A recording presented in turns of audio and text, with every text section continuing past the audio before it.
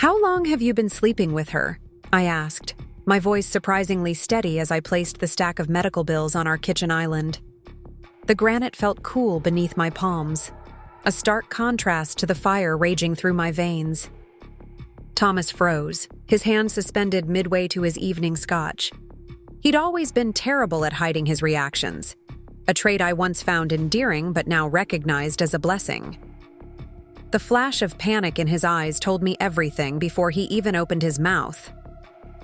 Before we jump back in, tell us where you're tuning in from. And if this story touches you, make sure you're subscribed, because tomorrow I've saved something extra special for you. Sarah, what are you talking about? He said, recovering quickly and forcing a confused smile that didn't reach his eyes. I came home early to check on you. Your treatment was today, right? How are you feeling? I didn't answer immediately, letting the silence stretch between us. 3 years of marriage, 2 years of building our investment firm together, and 6 months of battling stage 3 breast cancer had taught me patience. I'd suspected something was wrong for weeks. The late nights, the weekend emergencies, at the office, the slight scent of unfamiliar perfume. But it was the text message that flashed across his phone last night while he slept that confirmed everything. Megan's pregnant, isn't she? I said finally, watching as the color drained from his face. Your assistant, the one you insisted on hiring despite her lack of qualifications, the one who's been sending you heart emojis at midnight. Thomas set his glass down hard, amber liquid sloshing over the rim. Sarah, you're not thinking clearly. The chemo is affecting your judgment. Let's talk when you're feeling better. I'm thinking perfectly clearly, I replied, pulling out my phone and sliding it across the counter. In fact, I'm seeing things I should have noticed months ago. Like these text messages you sent her while I was getting poison pumped into my veins last Tuesday, or the hotel charges on our joint credit card from when you were supposedly at that conference in Denver. His face contorted with something between anger and shame. You went through my phone? You checked the credit card. Statements? That's an invasion of privacy, Sarah. I almost laughed at the absurdity. Privacy? You want to talk about privacy while I'm fighting for my life and you're starting a family with someone else? Thomas ran his hand through his perfectly styled hair. Hair he still had while mine lay in clumps around shower drains and on pillowcases. It's not what you think, he began, but I cut him off. Don't. Just don't. I pulled out a chair and sat down, suddenly aware of how the fatigue from my treatment was settling deep into my bones. I know she's 4 months pregnant. I know you've been seeing her since before my diagnosis. And I know you've been moving money from our joint accounts into a new one I don't have access to. That last part was a calculated guess, but his widening eyes confirmed it instantly. Sarah, you need to understand, he started again, his voice dropping into that soothing tone he used with difficult clients. Things haven't been right between us for a long time, before the cancer even. And when you got sick, it changed. Everything. Yes, cancer tends to do that, I said dryly. Kind of throws a wrench in your life plans. That's not what I meant. He sighed heavily, finally dropping the pretense. Look, I didn't want you to find out like this. Not while you're still in treatment. I was going to wait until... Until what, Thomas? Until I was either cured or dead? Which outcome were you hoping for exactly? The words hung in the air between us, sharp and poisonous. I watched as he struggled to find a response that wouldn't make him sound like the monster he was quickly revealing himself to be. I want you to get better, he said finally, his voice quiet. But I can't do this anymore. I'm not cut out for this. Sickness, hospitals, the constant worry. And with Megan pregnant. He trailed off, unable to finish the thought. With Megan pregnant, you saw a convenient exit. I finished for him. A fresh start with your young, healthy assistant and your new baby. Without the wife who inconveniently got cancer and might need long-term care. without the wife who might not be able to have children after chemotherapy. He didn't deny it, which somehow hurt more than if he had tried to lie. Again, "I've already spoken with Jack," he said after a moment, referring to his college roommate who had become our friend and attorney. "The papers will be ready next week. I'm being more than fair, Sarah. You'll get the condo in Lakeview and a generous settlement. You can keep teaching your financial literacy classes at the community center if you want." "How magnanimous of you," I said, my voice dripping with sarcasm. "And what about the firm? Our firm. The one we built together from nothing." Thomas had the decency to look uncomfortable. "Be reasonable, Sarah. You haven't been actively involved in day-to-day operations since your diagnosis. The clients associate the business with me. It makes sense for me to maintain control, but of course you'll receive dividends as a silent partner."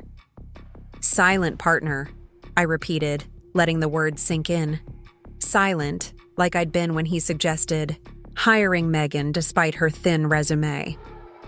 Silent, like I'd forced myself to be when the doctor delivered my diagnosis, and Thomas looked more inconvenienced than devastated.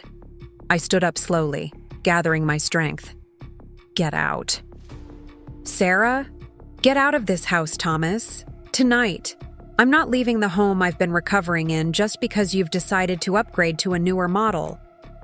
He looked like he might argue, but something in my expression must have stopped him. "I'll stay at a hotel tonight. We can discuss logistics tomorrow when we're both calmer." "Don't forget to expense it properly," I said coolly.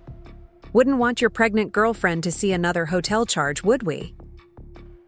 After he left, taking only an overnight bag and his precious scotch collection, I sank onto the couch and finally allowed myself to cry.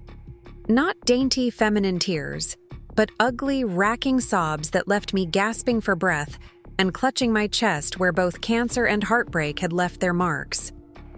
When the tears finally subsided, I did something I'd been putting off for months. I called my sister. "It's about damn time," Lisa said when she answered. "I've been calling you for weeks." "I know," I replied, my voice hoarse. "I'm sorry. I thought I could handle everything myself." "The cancer or the cheating husband?" she asked bluntly. I nearly dropped the phone. "You knew?" "I suspected. Thomas has been parading around Chicago with a blonde who's definitely not you, and he hasn't exactly been discreet. I was waiting for you to say something." She paused. "How are you holding up?" "He got her pregnant," I said, the words still surreal even as I spoke them. "And he's trying to push me out of our business." Lisa cursed colorfully, her physician's professional decorum nowhere to be found. "I'm coming over, and I'm bringing reinforcements." "Lisa, no, I'm fine." "Sarah Elizabeth Reynolds," she cut me off, using my full name like she did when we were kids. "You are not fine. You are in the middle of cancer treatment, and your sleazebag husband is trying to leave you with nothing. I'm bringing Mom's attorney." 2 hours later, my living room had been transformed into an impromptu war room. Lisa had arrived with Robert Chen, our mother's estate attorney since our father's death 15 years ago. Gentle, methodical, and ruthlessly effective, Robert had helped our mother secure our family's financial future when our father's business partners had tried to cut her out following his sudden heart attack.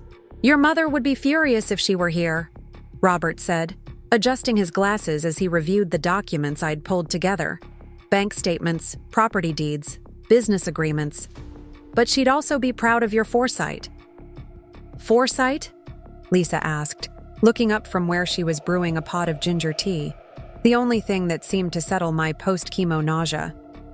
I exchanged a look with Robert, who nodded encouragingly. "There's something I never told Thomas," I began slowly. "Something Mom advised me to keep to myself until I was absolutely certain about the marriage." Lisa raised an eyebrow. "And clearly, you weren't, since you're telling us now." "I wanted to believe in us," I said simply. "But Mom was always more practical." "Your mother," Robert interjected gently, "understood that love doesn't always protect your interests." That's why we set up the trust the way we did. Trust? Lisa set down the teapot with a thunk.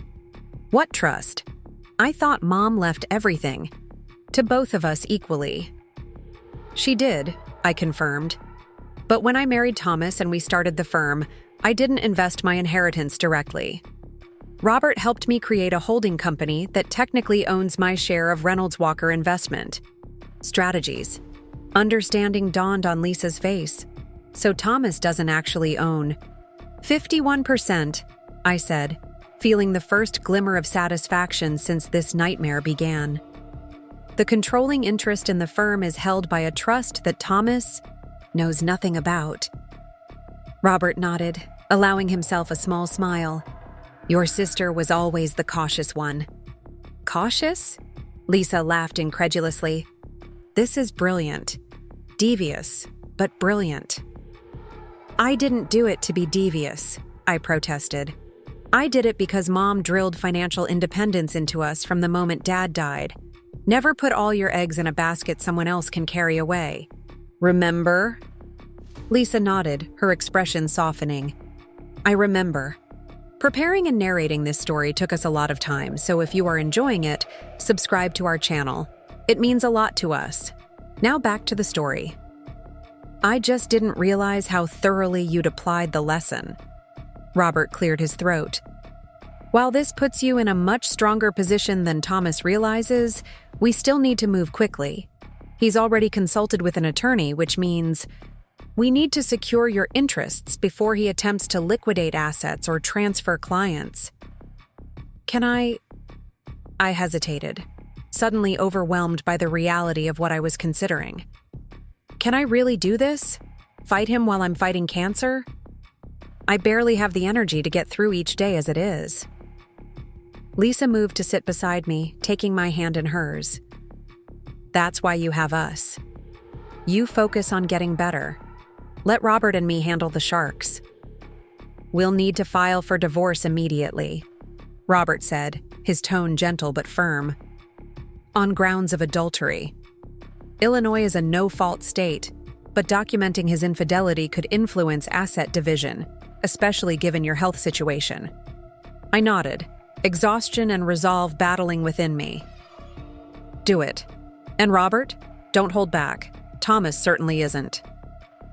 The next morning, I woke to the insistent buzzing of my phone. Thomas had called 7 times and left a dozen text messages, each more urgent than the last. I ignored them all, focusing instead on choking down the toast Lisa had made before leaving for her hospital shift. I needed to keep my strength up. I had another treatment scheduled for the following day. When the doorbell rang, I considered not answering. But a glance at the security camera showed Jack, Thomas's attorney friend, standing on my doorstep looking uncharacteristically uncomfortable.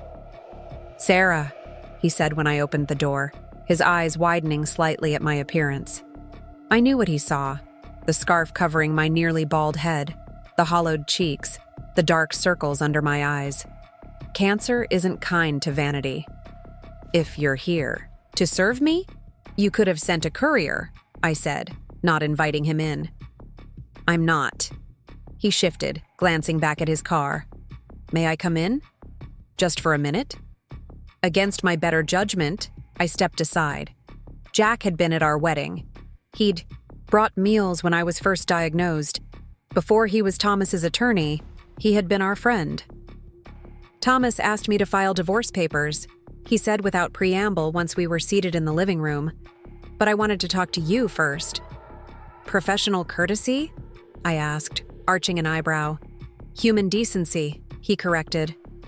Sarah, he told me you're unstable, that the cancer treatments are affecting your judgment, that you threatened to destroy the business out of spite. A laugh escaped me, sharp and bitter. Of course he did. And you believed him? Jack had the grace to look ashamed. I don't know what to believe. That's why I'm here. Thomas has been my friend since college, but what he's doing, leaving you during cancer treatment for his pregnant assistant. It's not right. No, I agreed softly. It's not. I can't represent him in this, Jack said finally. I came to tell you that I'm recusing myself from the case. He'll find another attorney, but it won't be me. Relief washed over me. One less battle to fight. Thank you. Don't thank me, he said grimly. I'm not doing this for you. I'm doing it because I couldn't face myself in the mirror otherwise. He stood to leave, then hesitated. Sarah, Thomas doesn't know I'm here. But you should know he's already approached several major clients about following him to a new venture. He's planning to gut the firm before divorce proceedings even begin. I absorbed this information calmly, too drained to feel the fresh betrayal it represented. I appreciate the warning. After Jack left, I called Robert immediately.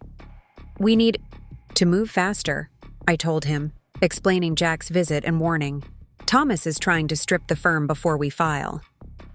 I anticipated this, Robert replied.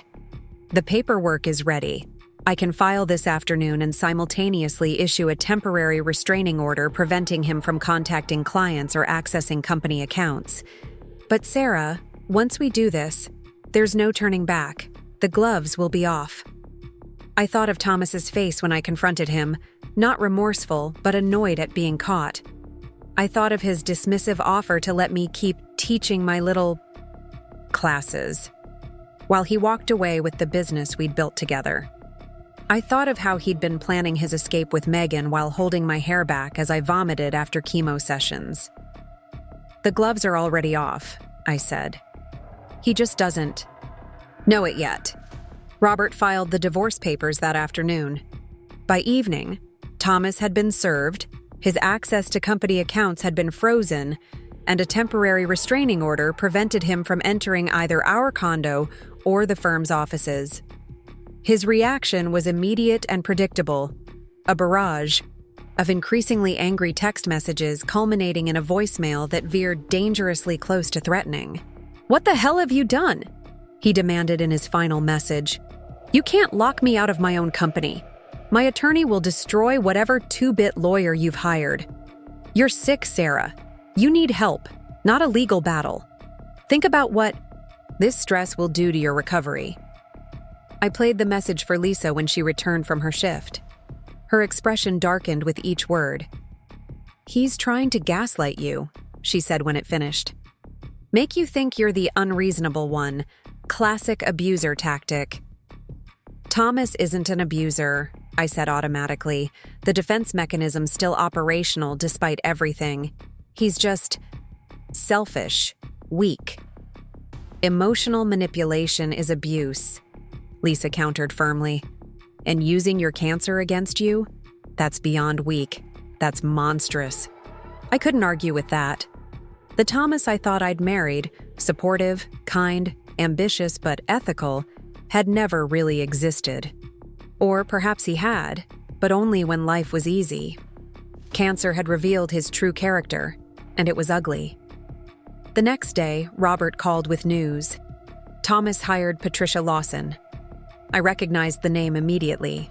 Patricia Lawson was one of Chicago's most aggressive divorce attorneys, known for her scorched-earth approach to high-asset separations. "That was fast," I commented, trying to ignore the flutter of anxiety in my chest. Jack must have given him some recommendations on his way out. "It's actually good news," Robert said, surprising me. "Lawson is expensive, very expensive, and she requires a substantial retainer up front." "How is that good news?" "Because Thomas just tried to liquidate your joint personal investment account to pay her, and found it frozen." A small, vindictive part of me wished I could have seen his face when he realized he couldn't access the money. The rest of me just felt tired. "What now?" I asked. "Now we proceed with discovery. We'll request all financial records, communications, everything. Meanwhile, I've filed an emergency motion for temporary spousal support given your medical condition. Thomas will be required to continue paying for your health insurance and treatment costs while the divorce is pending." I nodded, then remembered Robert couldn't see me. "Thank you. And the firm?" "As the majority shareholder, you have the..." legal right to remove Thomas as CEO, but I'd advise against such a drastic step immediately. Let's first secure an injunction preventing him from approaching clients or removing assets. I agree, I said. I don't want to destroy the business. Out of spite, despite what Thomas told Jack. I just want what's fair. Fair, Robert echoed, an edge to his voice. In my experience, Mrs. Reynolds, fair rarely enters into divorce proceedings, but we will aim for justice. The next week passed in a blur of legal maneuvers and medical appointments. My oncologist was concerned about my stress levels affecting my treatment, but I assured her I was coping. In truth, having something to fight for beyond my health gave me unexpected strength. Each morning, I woke with a purpose that had nothing to do with cancer. Protect what I'd built, ensure my future security, and yes, make Thomas face consequences for his betrayal. Thomas attempted to circumvent the restraining order by sending Megan to the office to collect his personal items and client files. She was turned away by security, who had been briefed on the situation.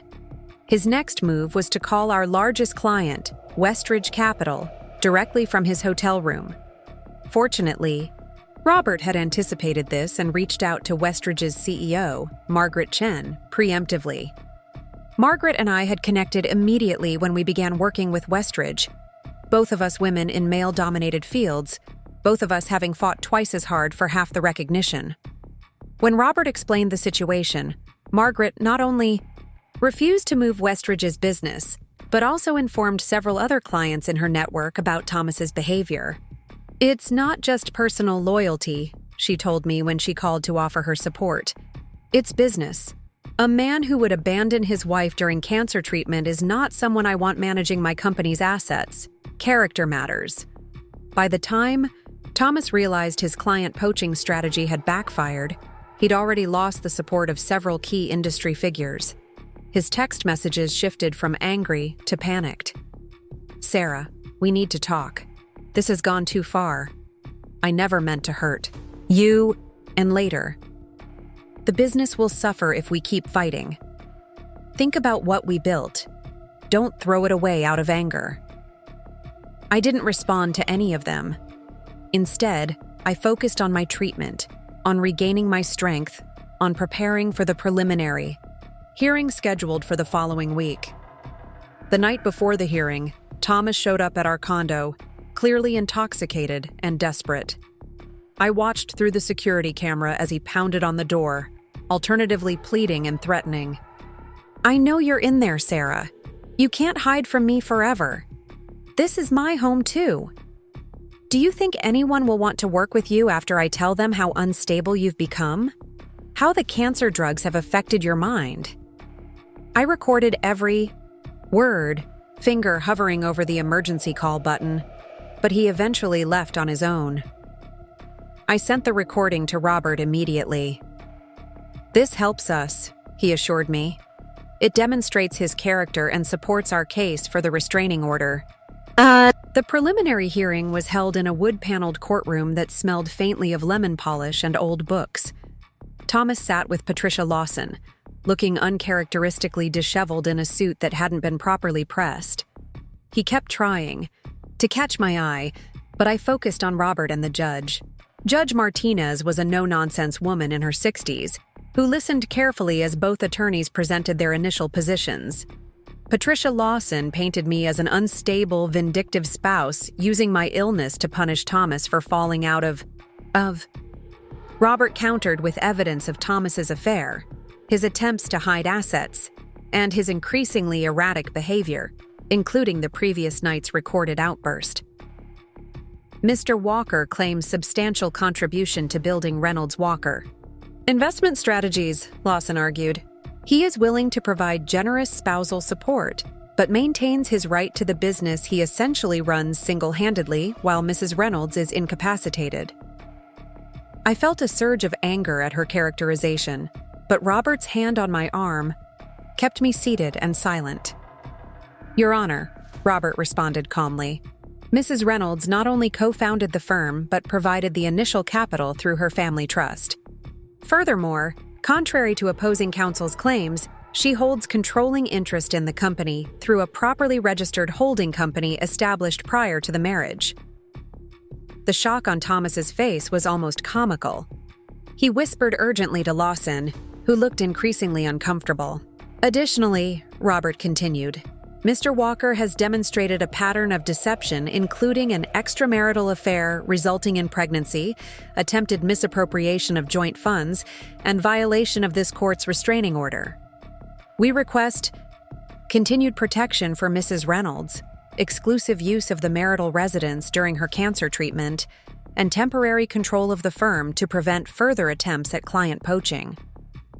Judge Martinez considered both arguments, then nodded decisively. I'm granting the temporary orders as requested by Mrs. Reynolds. The restraining order will remain in effect. Mr. Walker will continue to provide insurance coverage for Mrs. Reynolds's treatment, and he is prohibited from contacting clients or accessing company accounts pending final resolution. She fixed Thomas with a stern look. Mr. Walker, I strongly advise against any further attempts to circumvent this court's orders. Your recorded behavior last night was deeply concerning. Should it continue, I won't hesitate to consider more severe sanctions. As we left the courtroom, Thomas finally managed to corner me in the hallway, stepping into my path before Robert could intervene. You planned this all along, didn't you? He hissed, his handsome face twisted with anger. Keeping the trust a secret, letting me think I was building something of my own, when really I was just working for you. I met his gaze steadily. No, Thomas. I planned for the possibility that the man I married might not be who he pretended to be. And thank God I did. This isn't over, he warned, as Robert and a courthouse security officer approached. You're still sick. You can't run the firm without me. Watch me, I replied simply, before allowing Robert to escort me to the elevator. In the weeks that followed, Thomas's bravado crumbled as reality set in. Patricia Lawson withdrew as his counsel, citing irreconcilable differences with the client regarding strategy. His replacement attorney, a young man clearly out of his depth, proposed a settlement that amounted to Thomas walking away with a modest payout and non-compete agreement. He's desperate, Robert explained as we reviewed the offer in my living room. The pregnancy is advancing, he's burning through cash staying at that hotel, and no firm will touch him with this scandal hanging over his head. What do you recommend? I asked, absently tracing the surgical scar beneath my collarbone. My latest scan had shown promising results. The tumor was shrinking, my body responding to the treatment despite the stress of the divorce. Counter with terms that protect you but allow him a dignified exit, Robert suggested. Full medical? Coverage until you're in remission. No access to the firm or its clients. The Lake Geneva vacation property in exchange for his share of the condo. I considered this. And Megan? The baby? Robert looked surprised. That's not your concern, Sarah. Legally or morally. I know, I sighed. But that child will be born into this mess. It's not their fault. In the end, we settled.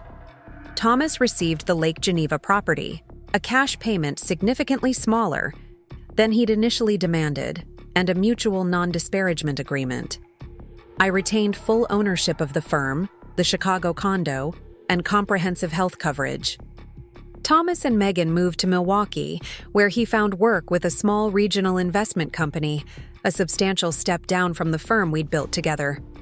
6 months after the divorce was finalized, my oncologist delivered the news we'd been hoping for: complete remission. The cancer could return, of course. It often did. But for now, my body was healing. As I left the hospital that day, I received a text from an unknown number. It was a photo of a newborn with a tuft of dark hair and Thomas's chin, accompanied by a simple message. Her name is Lily. She'll know someday that despite everything, her existence was a blessing. Megan. Reaching out not for forgiveness or friendship, but for simple acknowledgement. I didn't respond immediately. Instead, I drove to the office, my office, where the team I'd rebuilt after Thomas's departure was waiting to hear my medical news. They cheered when I shared the remission report. These professionals who had stood by me through treatment and divorce, who had believed in my leadership even when I could only manage a few hours of work between doctor's appointments. Later that evening, sitting on my balcony overlooking Lake Michigan, I finally replied to Megan's text. She's beautiful. I wish her a life filled with love and good health. Because in the end, that's what mattered. Love and health. Thomas had betrayed one and threatened the other, but I had fought for both and won. The firm was thriving under my sole direction. My body was healing, and the future stretched before me, open with possibilities I couldn't have imagined during those dark days of treatment and betrayal. I still kept the trust my mother had established. Not out of lingering fear, but as a reminder that preparation isn't paranoia, that independence isn't isolation, and that sometimes the greatest strength comes from protecting yourself before you need protection. I never did hear from Thomas again. Some mutual acquaintances reported that he and Megan married quietly after Lily's birth, that he seemed more humble, more grateful for second chances than the ambitious, entitled man I'd married. I hoped for Lily's sake that it was true. As, for me, cancer and betrayal had stripped away everything I thought defined me. My health, my marriage, my carefully constructed plans for the future. But in their place, I discovered something far more valuable. The unshakable certainty that I could lose everything except myself and still find a way forward. And that, ultimately, was the most precious asset of all. The morning after Thomas left, I woke to the gentle touch of Lisa shaking my shoulder. "Sarah, wake up. Your phone's been buzzing non-stop for the past hour." I blinked groggily, the familiar post-chemo fatigue making my limbs feel like they were weighted with sand. My mouth tasted metallic, another lovely side effect of the drugs, coursing through my system. "What time is it?" I mumbled, reaching for the glass of water Lisa was offering. "Almost 11. You needed the rest." She handed me my phone. 23 missed calls and about 40 text messages. Your soon-to-be ex has been busy. I scrolled through the notifications, a mix of increasingly desperate messages from Thomas and several from unknown numbers, likely his friends trying to reach me on his behalf. The last text, sent just 15 minutes ago, made me sit up straighter. "I'm coming by the condo at noon. We need to talk face-to-face like adults. This is just a misunderstanding." "A misunderstanding," I repeated, my voice hollow, as if he accidentally fell into bed with his assistant for months while I was fighting for my life. Lisa snorted. Men like Thomas rewrite reality to protect their egos. In his version, he's the victim of circumstance, not the architect of betrayal. She helped me to the bathroom, where I confronted my reflection with the same detached clinical assessment I'd developed since my diagnosis. The woman in the mirror was a shadow of the vibrant financial analyst who'd co-founded Reynolds Walker Investment Strategies 5 years ago. My once thick chestnut hair had been reduced to patchy wisps that I covered with colorful scarves. My cheekbones stood out prominently against skin that had taken on a grayish pallor. Only my eyes remained unchanged, hazel with flecks of gold, currently hardened with resolve. "I'm not seeing him," I declared, turning away from the mirror. "Not today, not without legal representation." Lisa nodded approvingly. "Robert said he'd be here by 11:30. He's bringing the preliminary paperwork and a cease and desist order in case Thomas tries to force his way in." "You've been busy while I slept," I observed, managing a small smile.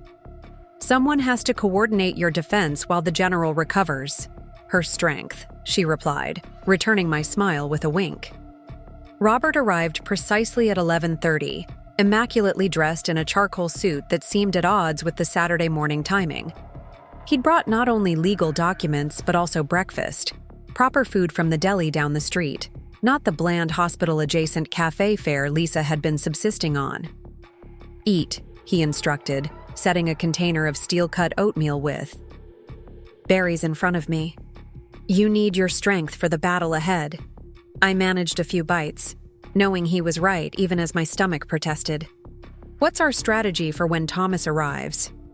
"You don't engage directly," Robert said firmly. "I'll meet him in the lobby.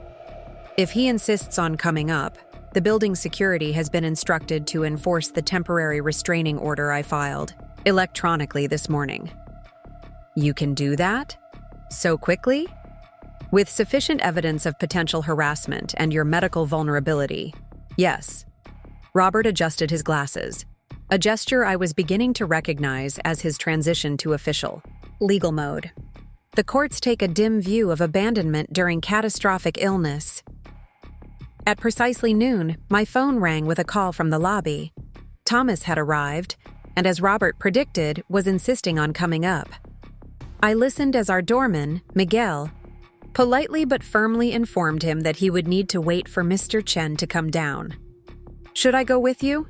Lisa asked as Robert gathered his briefcase. He shook his head. "Stay with Sarah. Medical evidence suggests stress can negatively impact treatment efficacy. Your presence here is more valuable than downstairs." After Robert left, Lisa and I sat in tense silence, straining to hear any commotion from the lobby 18 floors below. 10 minutes passed, then 20.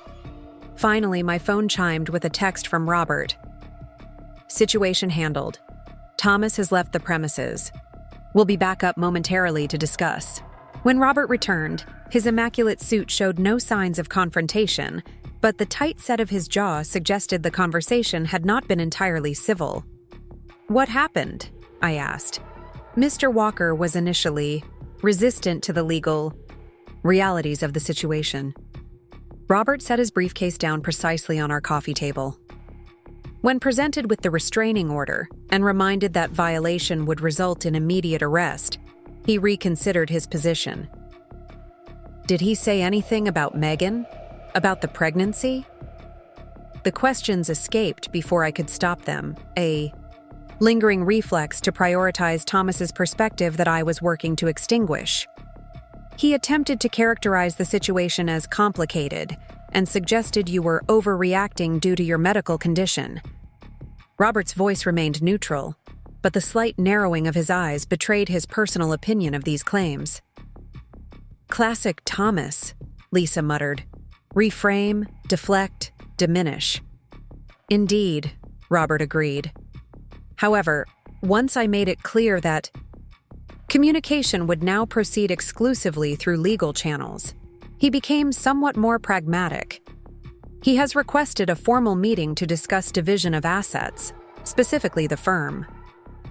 "He still thinks he has leverage," I said, shaking my head in disbelief.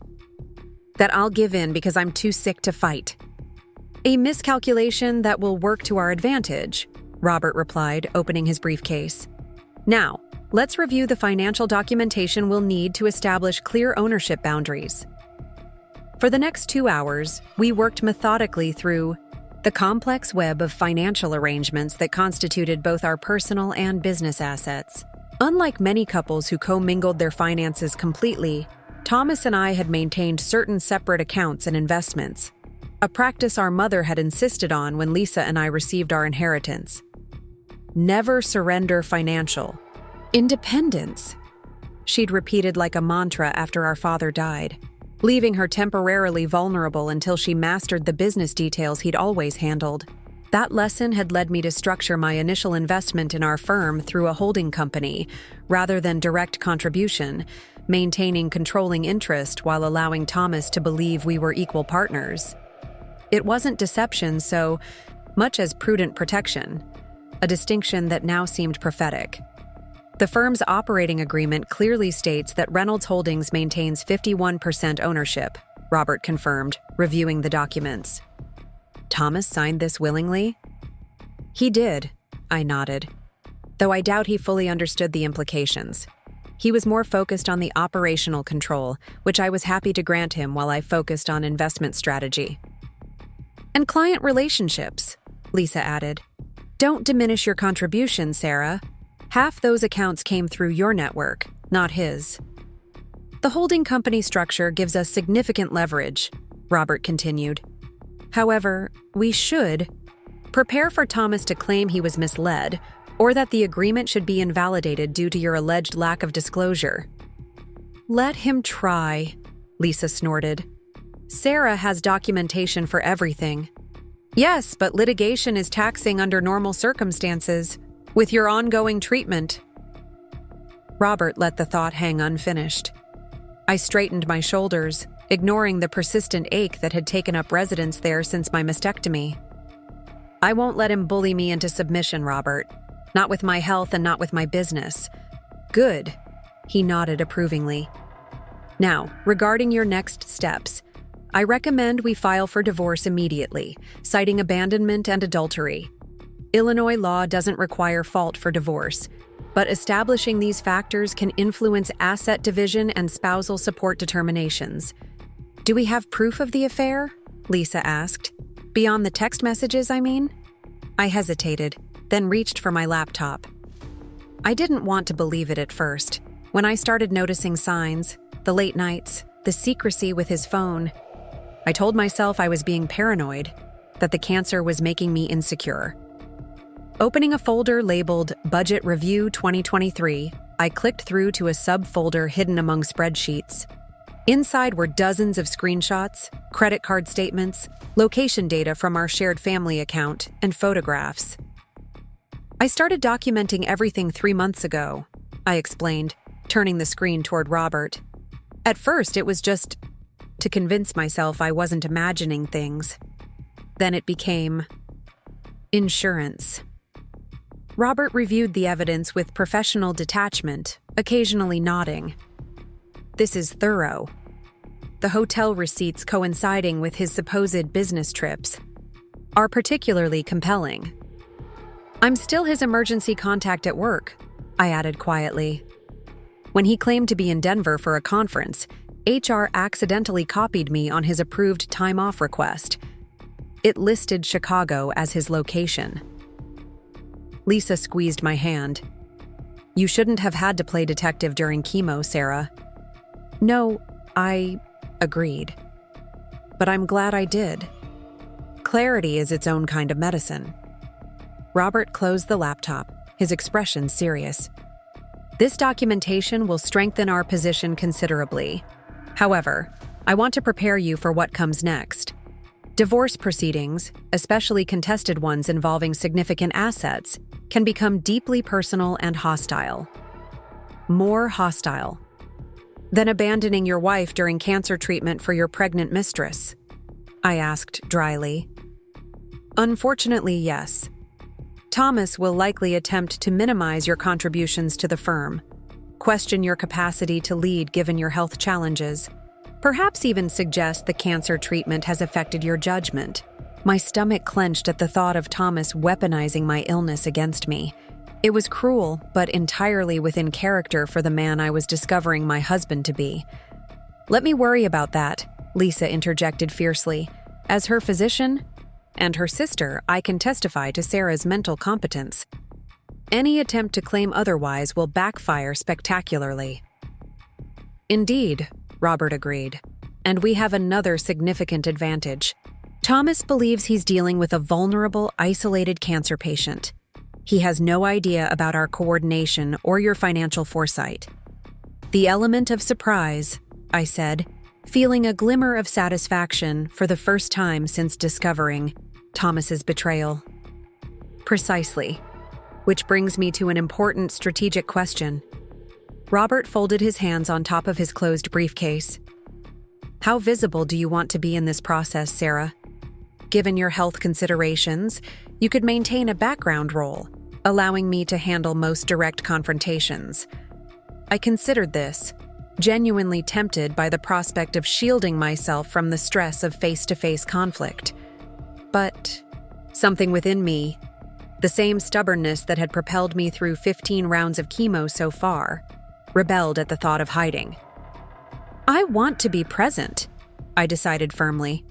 Not for every procedural hearing, but for the significant moments. Thomas needs to see that I won't be erased or pushed aside because it's convenient for him. As your attorney, I should note that limited participation would be medically advisable, Robert cautioned. But as someone who's known your family for 20 years, I completely understand your position. A wave of exhaustion suddenly washed over me, my body reminding me of its limitations even as my mind plotted strategy. Lisa noticed immediately. "That's enough for today," she declared, her doctor voice brooking no argument. "Sarah needs rest, and I need to prepare for my shift tomorrow." Robert nodded, gathering his papers. "I'll file the initial paperwork on Monday morning. In the meantime, don't respond to any communication from Thomas or unknown numbers. Forward everything directly to me." After he left, Lisa helped me to bed, adjusting pillows to accommodate the constant discomfort that was my new normal. As I drifted toward sleep, my phone chimed with another text from Thomas. "Your lawyer ambushed me in our lobby. Real mature, Sarah. We could have resolved this like adults instead of involving outsiders. This is between us." Lisa read it over my shoulder and rolled her eyes. Translation: I preferred when I could manipulate you directly without witnesses. "Forward it to Robert," I murmured, already half asleep. "Let Thomas think he's dealing with just me. Let him underestimate what's coming." The next few days established a new rhythm to my life. Medical appointments interspersed with legal preparations, all while the firm continued operations under temporary leadership.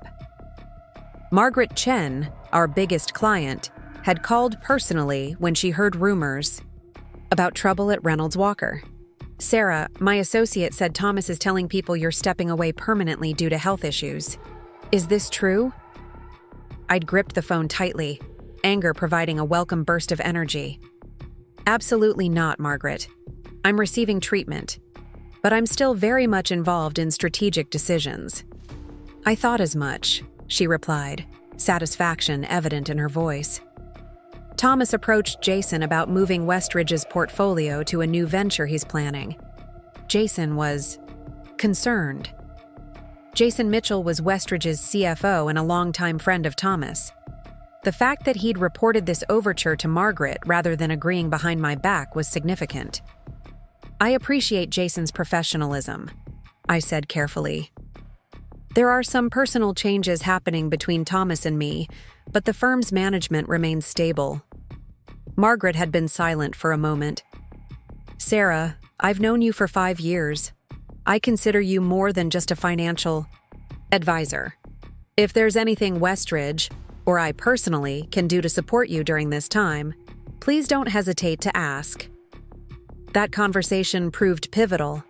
Within days, I learned that Thomas had approached several of our key clients, suggesting they follow him to a new firm he was establishing. Margaret's warning allowed Robert to file an emergency injunction, preventing Thomas from soliciting our clients or using proprietary information, a move that effectively hamstrung his ability to launch a competing business. When we appeared before Judge Martinez for the preliminary hearing, Thomas looked genuinely shocked to see me in the courtroom. Perhaps he'd expected me to be too ill to attend, or thought I'd send Robert alone. Instead, I sat straight-backed, at the plaintiff's table, dressed in a tailored suit that disguised the weight loss, a silk scarf wrapped elegantly around my head. Patricia Lawson, Thomas's high-powered attorney, presented a narrative of a marriage strained by illness, a husband who had sought emotional support during a difficult time, and a wife who was vindictively threatening a successful business out of spite. Mrs. Reynolds Walker's health challenges, while unfortunate, have rendered her unable to actively participate in the firm's operations for months, Lawson argued smoothly. Mr. Walker has single-handedly maintained client relationships and business growth during this period. His relationship with Ms. Davis, while admittedly ill-timed, does not erase his substantial contributions to the firm. I kept my expression neutral, though internally I marveled at the audacity of this reframing. Ill-timed.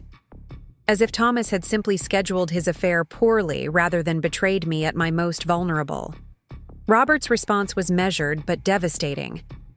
Your Honor, we find it telling that counsel characterizes Mr. Walker's extended adultery and abandonment of his critically ill wife as ill-timed. Perhaps more accurate terms would be unconscionable, cruel, or simply revealing of character.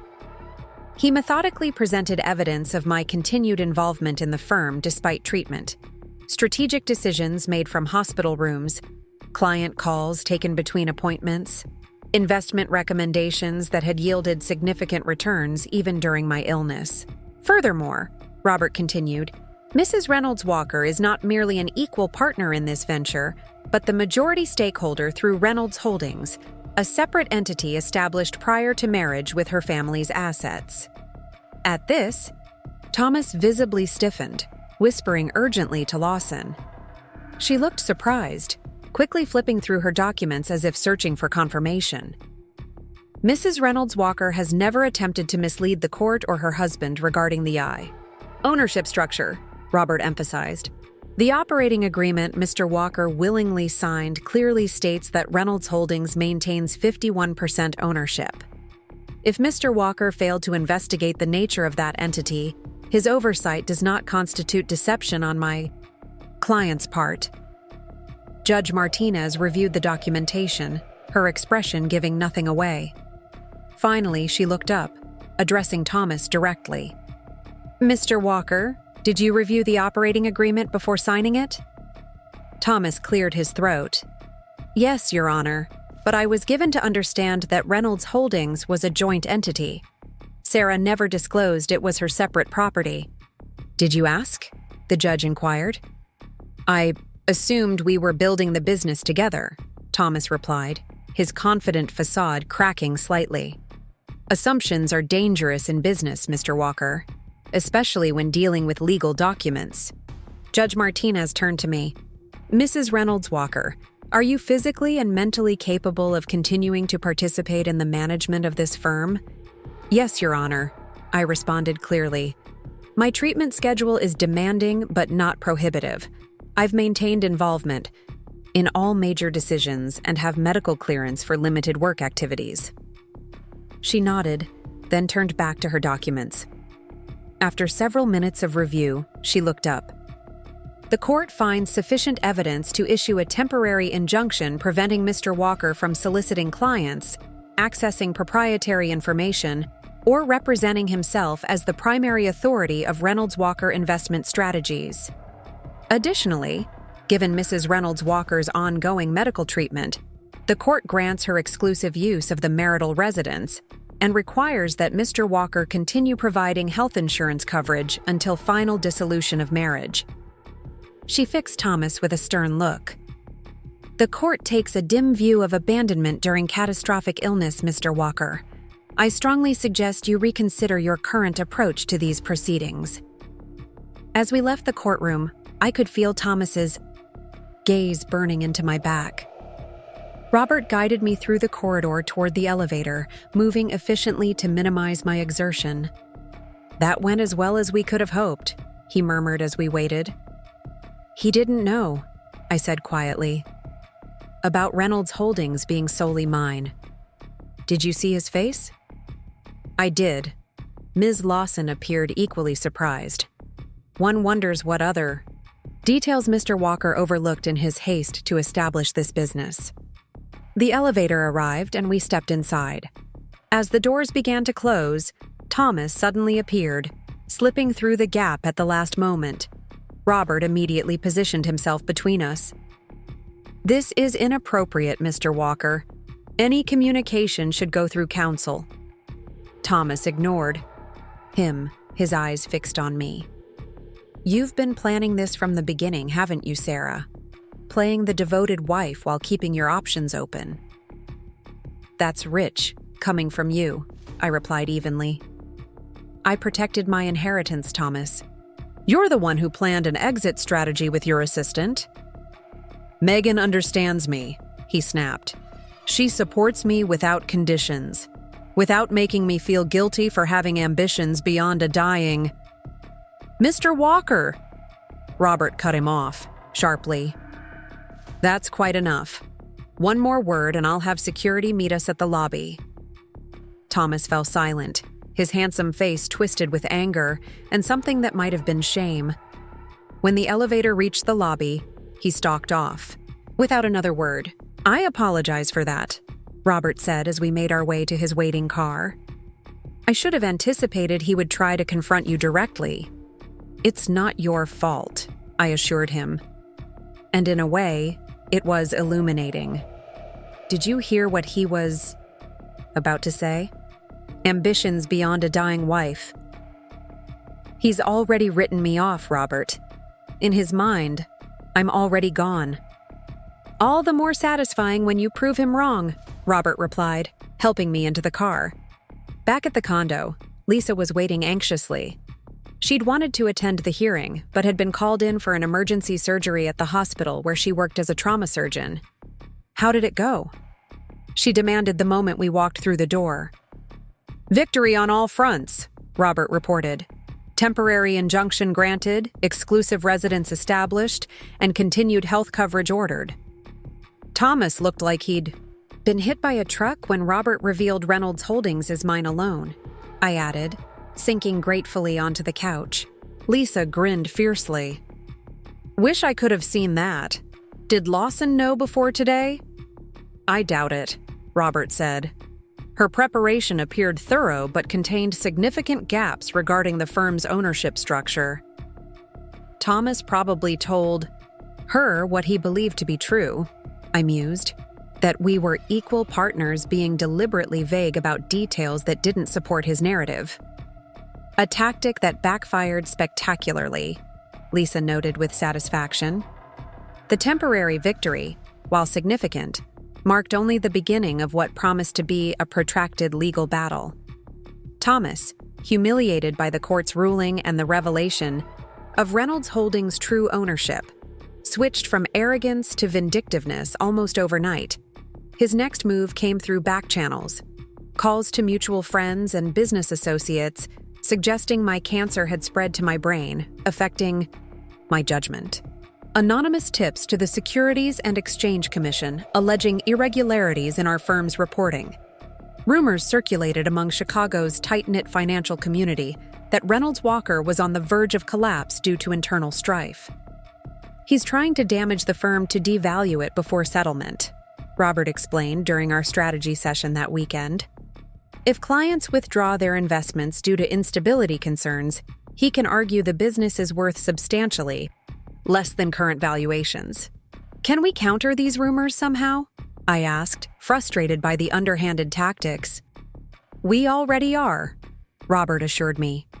"I've spoken directly with key clients, regulatory contacts, and industry influencers to correct the misinformation. But we need to consider a more proactive approach, such as a formal announcement of restructuring. Position the changes as planned evolution rather than reactive damage control. Establish an interim leadership team that inspires confidence, while acknowledging your temporary health constraints." Lisa, who had been listening quietly, suddenly straightened. "What about Marcus Sullivan?" The suggestion caught me by surprise. Marcus had been Thomas's business school roommate and our first employee when we founded the firm. Brilliant with numbers and universally respected, he'd left 2 years ago when Thomas had blocked his promotion to partner, a decision I disagreed with, but ultimately deferred to Thomas on. "Marcus would be perfect," I acknowledged. "But, after how things ended—" "That's exactly why he'd be perfect," Lisa insisted. "Everyone in the industry knows Thomas pushed him out despite his talents. His return under your leadership would send a powerful message about the firm's future direction." Robert nodded thoughtfully. "It has merit. Mr. Sullivan's reputation is impeccable, and his loyalty would be clearly to you rather than Thomas." I considered the idea. Marcus and I had maintained a cordial relationship despite his departure, occasionally meeting for coffee when our paths crossed. He'd been one of the first to reach out when news of my diagnosis spread, offering support. Without intrusion, I hadn't told him about Thomas's betrayal, hadn't told anyone outside my immediate circle, but I suspected he wouldn't be entirely surprised. I'll call him tomorrow, I decided. But this needs to be more than a defensive move against Thomas. If Marcus comes back, it has to be with a clear path to the partnership he deserved 2 years ago. The meeting with Marcus took place at a quiet cafe near Northwestern Memorial Hospital, where I had a treatment scheduled later that afternoon. He arrived early, waiting at an outdoor table despite the October chill, standing immediately when he spotted me approaching. "Sarah," he greeted me warmly, his expression a careful mix of concern and respect as he took in my changed appearance. "It's good to see you." "You too, Marcus. Thank you for meeting on such short notice." He waited until I was settled, a steaming cup of ginger tea placed before me to combat the persistent nausea before addressing the elephant in the room. "Lisa mentioned there are some changes happening at Reynolds Walker. I've heard rumors, of course, but—" "Thomas is leaving the firm," I stated directly, watching his reaction. "And by leaving, I mean being removed following our divorce proceedings." To his credit, Marcus didn't feign surprise or offer platitudes. He simply nodded, his expression thoughtful. I suspected something was happening when he approached several Milestone financial clients, suggesting they might want to diversify their advisory relationships. Milestone was Marcus's current employer, a mid-sized firm with a solid reputation, but lacking the innovative edge that had distinguished Reynolds Walker. He did what? This was news to me. When was this? About 3 weeks ago, before your legal proceedings became public knowledge. Marcus's voice held a note of distaste. "Don't worry, our compliance officer shut it down immediately. Thomas doesn't exactly inspire loyalty among former colleagues." I processed this information, another piece of the puzzle falling into place. Thomas had been planning his exit, strategy for longer than I'd realized, laying groundwork even before confronting me about the divorce. "Marcus, I'll be direct. The firm needs strategic leadership during my treatment and the transition away from Thomas. I'd like you to return as acting chief investment officer with a clear path to full partnership once the legal situation stabilizes." He studied me for a long moment. "Why me?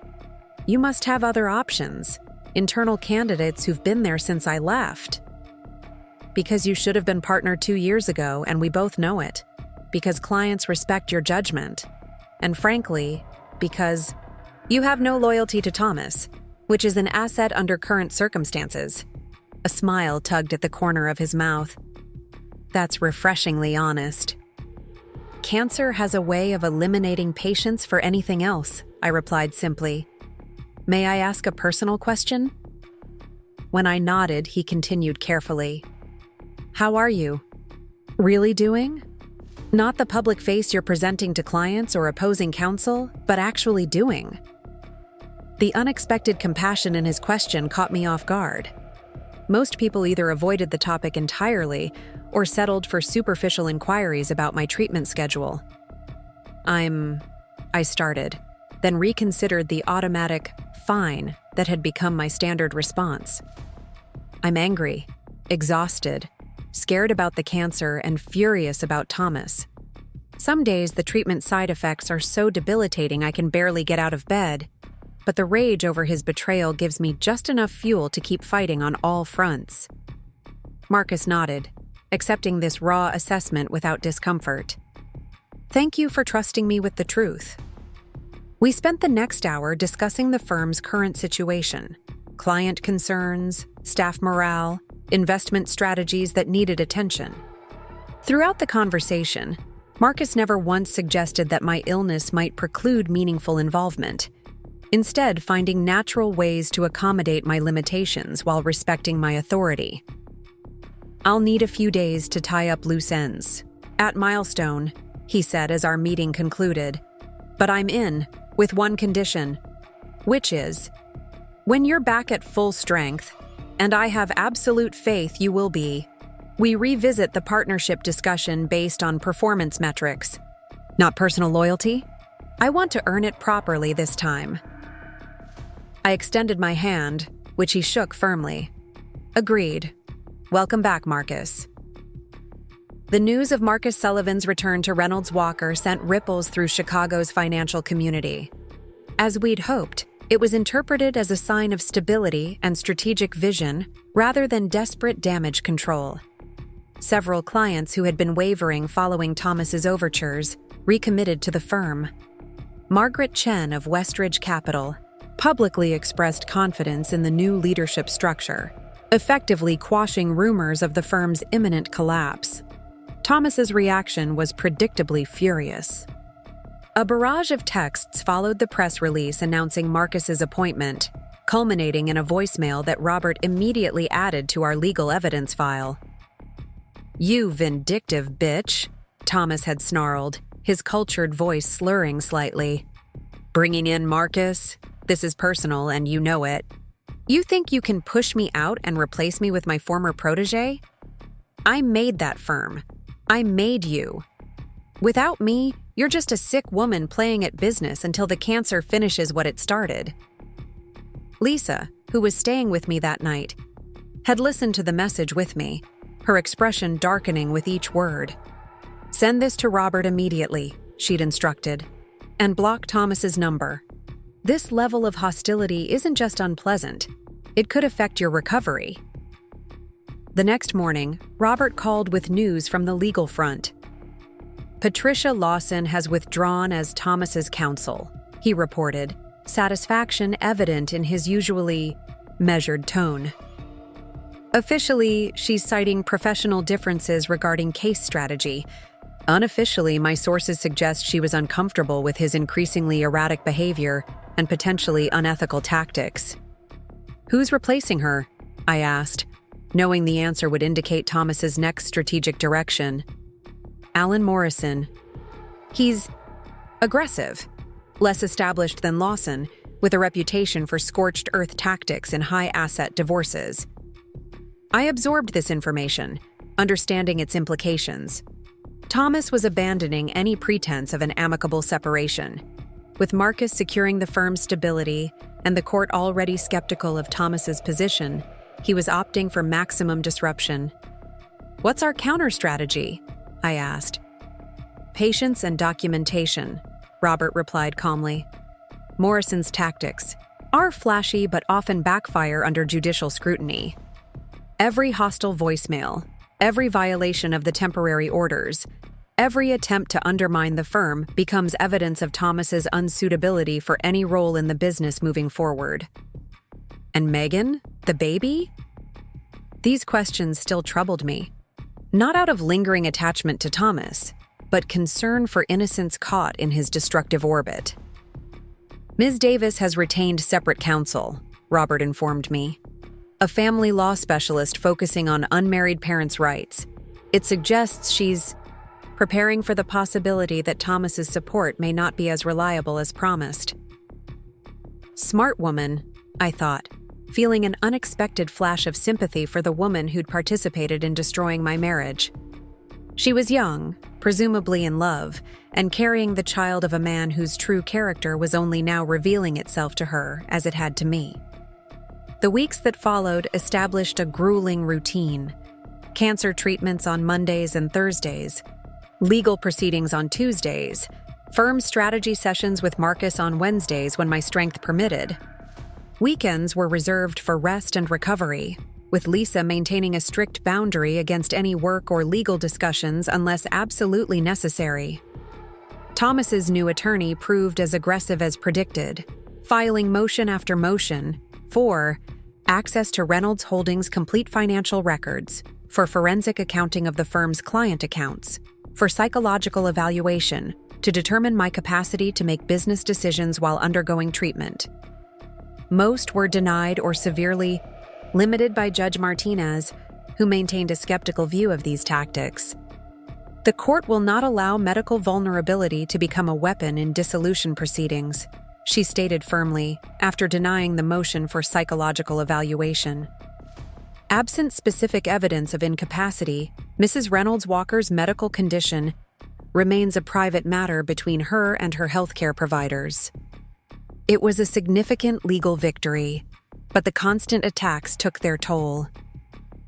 After a particularly grueling chemo session followed by an emergency court hearing to address yet another frivolous motion, I found myself in the hospital, admitted for severe dehydration and dangerously low white blood cell counts.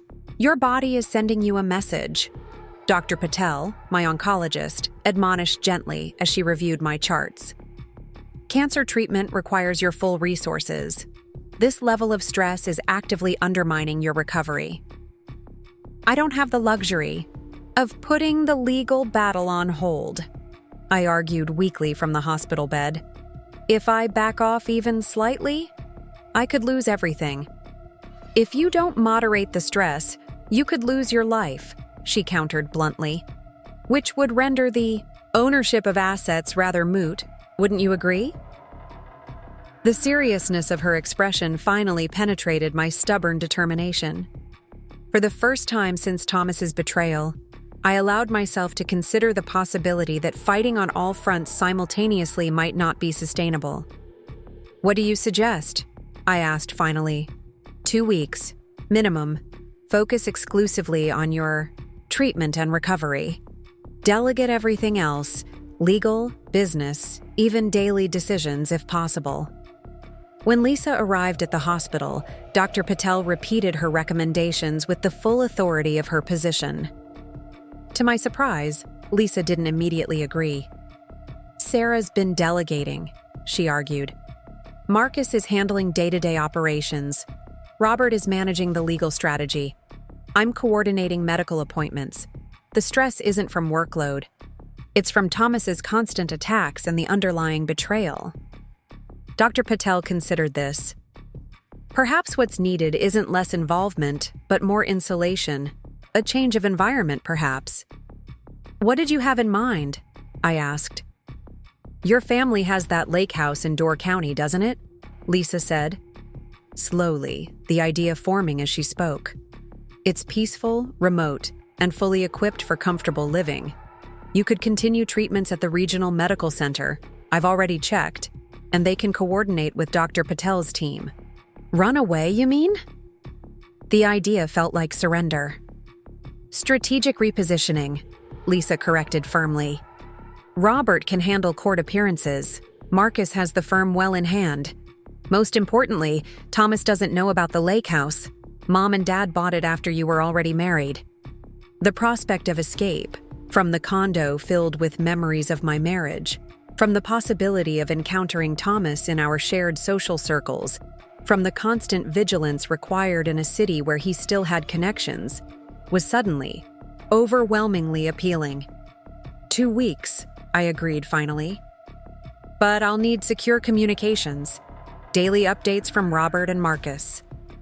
"Of course," Lisa nodded, relief evident in her expression. "I'll make the arrangements immediately." As Lisa stepped out to call Robert, Dr. Patel checked my IV line with practiced efficiency. "This isn't giving up, Sarah," she said quietly, seeming to read my thoughts.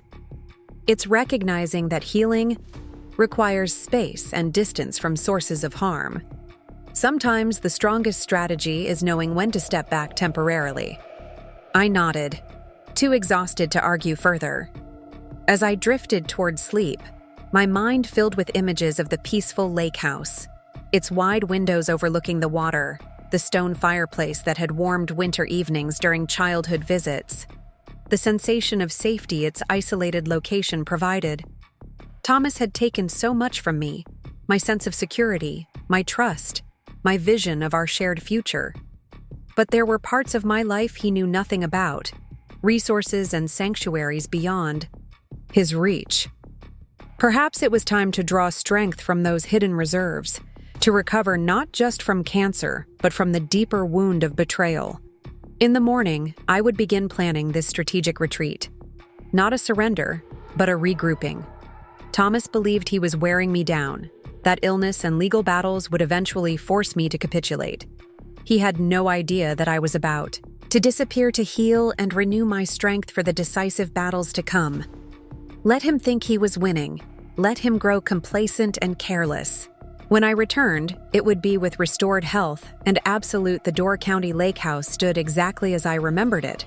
A cedar-sided retreat nestled among towering pines, its wide deck extending toward the water like an outstretched hand. As Lisa helped me from the car, the crisp October air carried the scent of fallen leaves and wood smoke, so different from Chicago's urban perfume of exhaust and restaurant ventilation.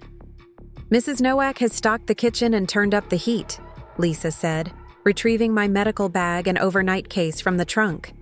"She says to tell you the pantry is full and she'll check in tomorrow." Helena Nowak had been caretaking our family's vacation home for over 20 years, a retired nurse who maintained several properties in the area with ruthless efficiency and genuine care. If Helena was involved, I knew every detail would be perfectly managed. Inside, the great room welcomed us with amber light from strategically placed lamps, the stone fireplace already laid with kindling and logs ready to light. The wall of windows, facing the lake, revealed a view that instantly loosened something in my chest. Steel blue water stretching toward the horizon, framed by trees in full autumn glory. "This was the right decision," Lisa declared, watching my reaction as I moved slowly to the windows. "Look at your face. You're already more relaxed." I couldn't deny it. Something about this place had always restored me, even as a child. When our parents would bring us here to escape Chicago's summer heat or winter holiday chaos. The lake house existed outside normal time, a sanctuary where external pressures seemed to diminish against the vastness of the water and sky. "Dr. Patel called while you were napping in the car," Lisa continued, setting my medications on the kitchen counter with practiced precision. "The regional medical center is prepared for your treatment on Thursday. Dr. Himura will be your attending. He trained with Patel at Mayo Clinic, apparently." "You've thought of everything," I observed, lowering myself carefully onto the oversized sectional that faced both the fireplace and the lake view. "That's my job," Lisa replied simply. "Yours is to rest, recover, and let the distance work its healing magic." "And the firm? The legal proceedings?" "Marcus sends daily updates at 4. Robert will call each morning at 9 to brief you on any developments. Otherwise, strict communication diet. No news, no social media, no Chicago gossip." I wanted to protest this extreme isolation, but exhaustion won out. The journey from hospital to lake house, though carefully planned with rest stops and comfort measures, had depleted my limited reserves. Within minutes, I was drifting to sleep on the couch, the sound of Lisa building a fire forming a soothing backdrop to my descent into much-needed rest. The next days established a gentle rhythm, far removed from Chicago's frenetic pace. Mornings began with a brief call from Robert, updating me on legal maneuvers while carefully filtering Thomas's more vicious tactics to protect my peace.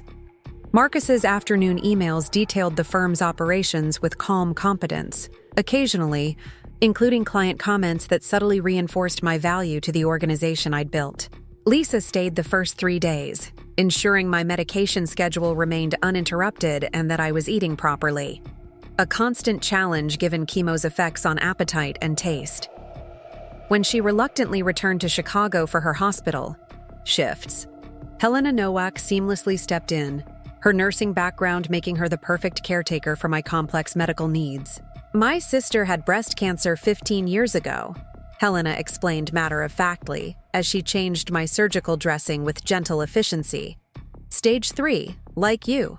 She's been cancer-free for 14 years now, runs marathons, and spoils her grandchildren rotten."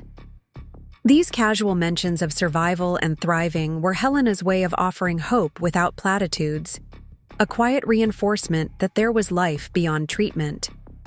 I found myself clinging to these stories during difficult nights when pain or nausea kept me awake, mentally repeating them like talismans against darker thoughts. On my 4th day at the lake house, Robert's morning call carried unexpected news. "Thomas has requested mediation," he reported, his tone revealing nothing of his opinion on this development. "Mediation?" I repeated, surprised. Thomas had been aggressively fighting every aspect of our divorce and business separation. Why the sudden interest in a less adversarial approach? His new counsel suggests it's an attempt to reduce stress on both parties and preserve business value, Robert replied, his careful quotes around the explanation indicating his skepticism. More likely, their scorched earth approach is backfiring, and they're seeking a less public forum. I considered this as I watched a pair of loons glide across the morning-still lake. What do you think? Is this a trap or a genuine opportunity? Both, potentially. Judge Martinez has made her opinion of their tactics quite clear. The firm is stable under Marcus's leadership, nullifying Thomas's claims of irreparable business damage. Mediation might represent his recognition that court proceedings aren't working in his favor. But, I prompted, hearing the reservation in Robert's voice.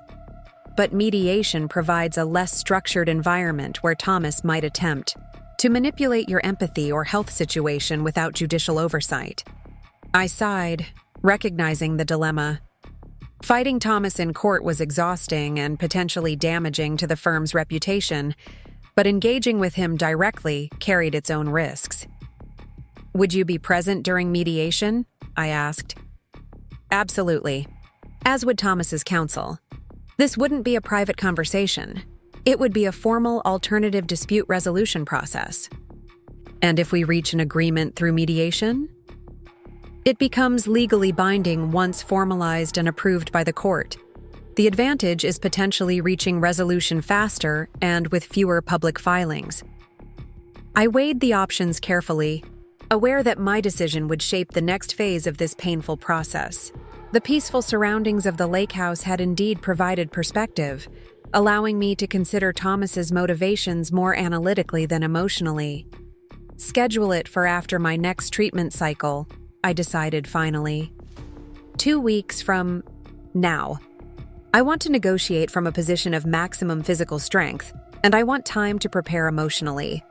A wise approach, Robert agreed. I'll communicate your conditional acceptance and preferred timing. After we hung up, I wrapped myself in a thick blanket and ventured onto the deck despite the morning chill. The lake stretched before me, its surface rippled by a gentle breeze, reflecting fragments of cloud and sky. This view had witnessed generations of my family's most important decisions. My parents' choice to adopt Lisa after years of infertility, my father's decision to sell his technology company and pursue teaching, my own decision to study finance rather than follow my mother into medicine. Now it would witness another pivotal moment, my choice to engage with Thomas's betrayal directly rather than solely through legal proxies. The thought sent anxiety coursing through me, but beneath it lay something stronger, a growing certainty that I could face him without breaking, that cancer and his abandonment had forged something resilient within me that even he couldn't destroy. The opportunity to test this newfound strength came sooner than expected. That evening, as Helena served a simple dinner of lake fish and roasted vegetables that I managed to eat with surprising appetite, my phone rang with an unfamiliar number. "Sarah Reynolds?" a woman's voice asked when I answered cautiously. "Yes." "Who's calling?" "This is Megan Davis." The name hung in the air between us, laden with complicated emotions on both sides. "Thomas's. I work with Thomas." "I know who you are, Megan," I replied, keeping my voice neutral as Helena discreetly left the room to give me privacy. She hesitated, then continued in a rush. "I know I have no right to call you, but there are things happening that you should know about, and I didn't know who else to contact." My first instinct was to hang up, to protect my hard-won peace from whatever drama Thomas and his pregnant girlfriend were enacting. But something in her voice, a tremor of genuine fear, made me pause. "What things, Megan?" "Thomas is. He's not well." She lowered her voice as if afraid of being overheard.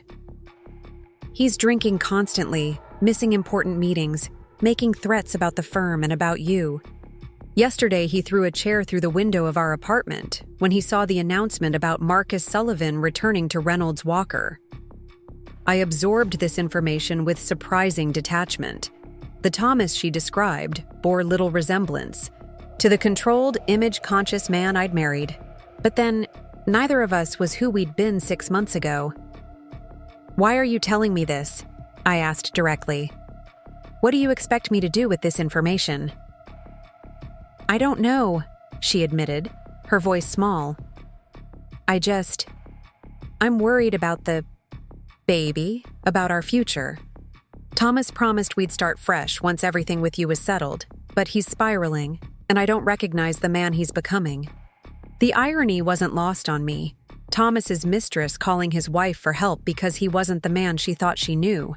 Under different circumstances, it might have been darkly amusing. Instead, I felt an unexpected flicker of compassion for this young woman who was discovering Thomas's true character just as I had, but with far fewer resources and a child on the way. "Megan, I'm sorry you're in this situation," I said carefully. "But Thomas's behavior isn't my responsibility anymore. If you feel unsafe, you should contact the police or a domestic violence resource." "It's not that," she hurried to clarify. "He hasn't threatened me physically. It's more, he's making decisions that seem designed to destroy everything, including his own future. He's talking about exposing client information, about fabricating evidence against you and Marcus, things that could ruin him professionally if he follows through." This was concerning on multiple levels, for the firm, for our clients, and yes, for Thomas himself. Despite everything, I didn't wish professional suicide on him. More importantly, I needed to protect the business I'd built. "Thank you for telling me," I said finally. "I'll have my attorney address these concerns through appropriate channels. But Megan, you need to think about your own well-being and your babies. If Thomas is as unstable as you describe, Chicago has excellent support services for pregnant women in difficult situations." There was a long pause before she responded, her voice steadier than before. "I've already contacted my parents in Minnesota. They're coming to help me move home next week. I thought you should know what you're dealing with. He's not the rational businessman anymore, Sarah. He's a man who feels like he's losing everything, and he doesn't care who gets hurt in the process." After we hung up, I sat motionless at the dining table, food forgotten as I processed this unexpected development. Helena returned quietly, removing my barely touched plate without comment, and placing a cup of ginger tea before me instead. "Trouble?" she asked simply. "A warning," I replied, "from an unexpected source." Helena nodded sagely. Best kind, usually, most honest. I called Robert immediately, relaying the conversation in detail. His response was measured but concerned.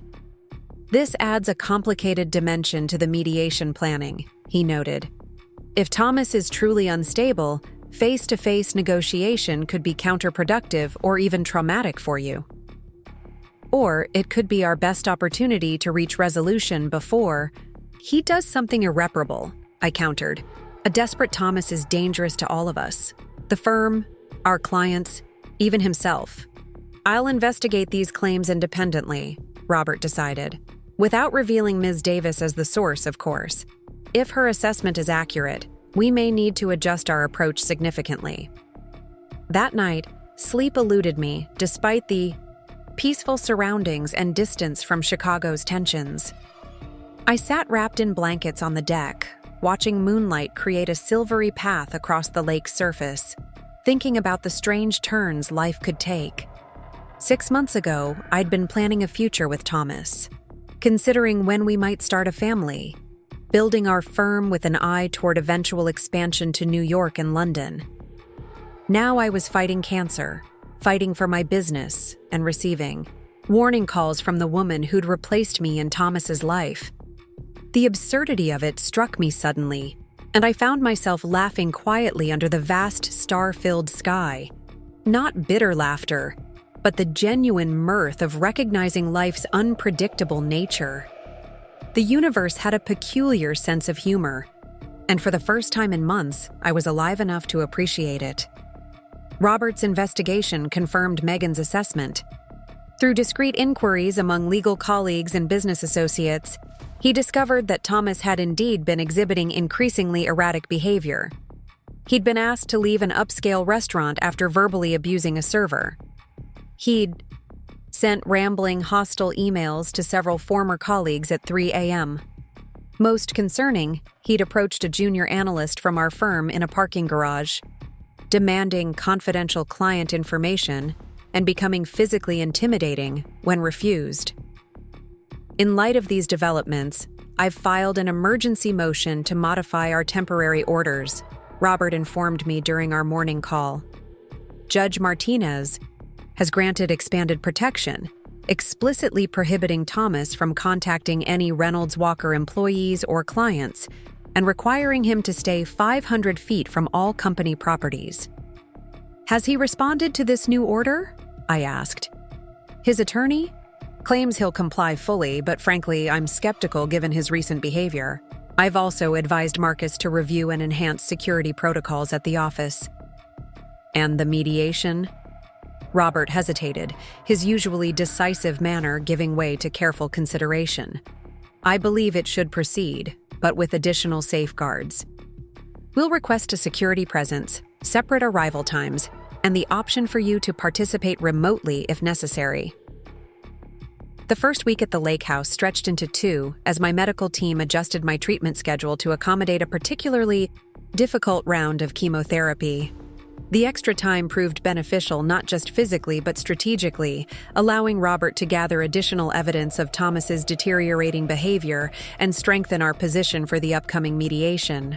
Marcus continued managing the firm with remarkable efficiency, even securing 2 new significant clients who had specifically sought out Reynolds Walker based on our investment approach, an approach I had largely developed and which differentiated us from more conservative firms like Griffin Capital, where Thomas had unsuccessfully approached for employment after his clients refused to follow him. Their rejections have accelerated his decline, Robert reported. According to my sources, he's now fixated on the idea that you've orchestrated a conspiracy against him within Chicago's financial community. That gives me far too much credit, I replied, watching a family of deer move delicately through the frost-covered undergrowth along the lake's edge. I've been right here, focusing on staying alive and recovering my strength. Which is precisely where you should remain until absolutely necessary, Robert emphasized. The distance is protecting you from the worst of this situation. His concern was warranted. Each update revealed a Thomas the I barely recognized. Paranoid, reckless, burning professional bridges with seemingly no regard for his future. Part of me wondered if I would have noticed the potential for this volatility during our marriage if I hadn't been so blinded by love and shared ambition. Had the seeds of this instability always been present, carefully concealed beneath his polished exterior? The morning of the scheduled mediation arrived with an unexpected snowfall, the first of the season, transforming the lake house surroundings into a pristine white landscape that seemed to muffle all sound. I stood at the great room windows, watching fat flakes drift lazily onto the partially frozen lake, drawing strength from the serene beauty before facing the emotional gauntlet ahead. The roads are clear enough, Helena reported, entering with my morning medications arranged on a small tray. Your sister called. She'll be here in 20 minutes to drive you to Green Bay. The mediation was being held at a neutral location, the offices of a respected mediation firm in Green Bay, roughly an hour from the lake house and 3 hours from Chicago. Thomas would have to make the longer journey, a small but significant advantage that Robert had insisted upon given my health considerations. Lisa arrived precisely on time, her hospital efficiency extending to personal punctuality as well. She assessed me with a physician's keen eye as I descended the stairs, dressed in a charcoal gray suit that Helena had expertly tailored to fit my now thinner frame. You look strong, she declared, approval evident in her voice. How do you feel? Ready, I replied, surprising myself with the truth of it. The lake house retreat had accomplished exactly what Dr. Patel intended. Not just physical recuperation, but emotional fortification. The distance had given me perspective. allowing anger to cool into determination and hurt to transform into clarity. I was no longer a wounded woman reacting to betrayal, but a strategic thinker preparing to resolve a complex situation with my interests firmly prioritized. Robert called while I was driving up. Lisa informed me as she helped me into my coat. Thomas's new lawyer requested a pre-meeting to set parameters. Robert declined, of course. Another delay tactic? I asked, securing my scarf around my neck. The loss of my hair made me perpetually cold, especially in Wisconsin's early winter chill. Robert thinks they're hoping for last-minute concessions before the formal process begins. Lisa handed me the portfolio containing my documented position and desired outcomes, materials I'd reviewed meticulously over the past week. Classic intimidation strategy. Not very effective when delivered by messenger, I observed dryly. The drive to Green Bay passed in comfortable silence, both of us lost in our own thoughts as snow-covered farmland and forests gave way to suburban developments, and finally the small city itself. Lisa had always been my quiet support, more comfortable, with action than words, demonstrating her love through practical assistance rather than emotional declarations. It was precisely what I needed today, steady presence without draining conversation. Robert was waiting in the lobby of the modern office building, his usual immaculate appearance providing a comforting consistency in the midst of so much upheaval. Thomas and his counsel arrived 15 minutes ago, he informed us after greeting Lisa with warmth, and me with careful consideration of my physical state. They're in the East Conference Room. We've been assigned the West Room for private consultation before the joint session begins. How does he seem? I couldn't help asking as we rode the elevator to the 4th floor.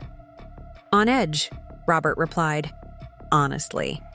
The security personnel noted his hands were shaking when he signed in, and he's changed attorneys again.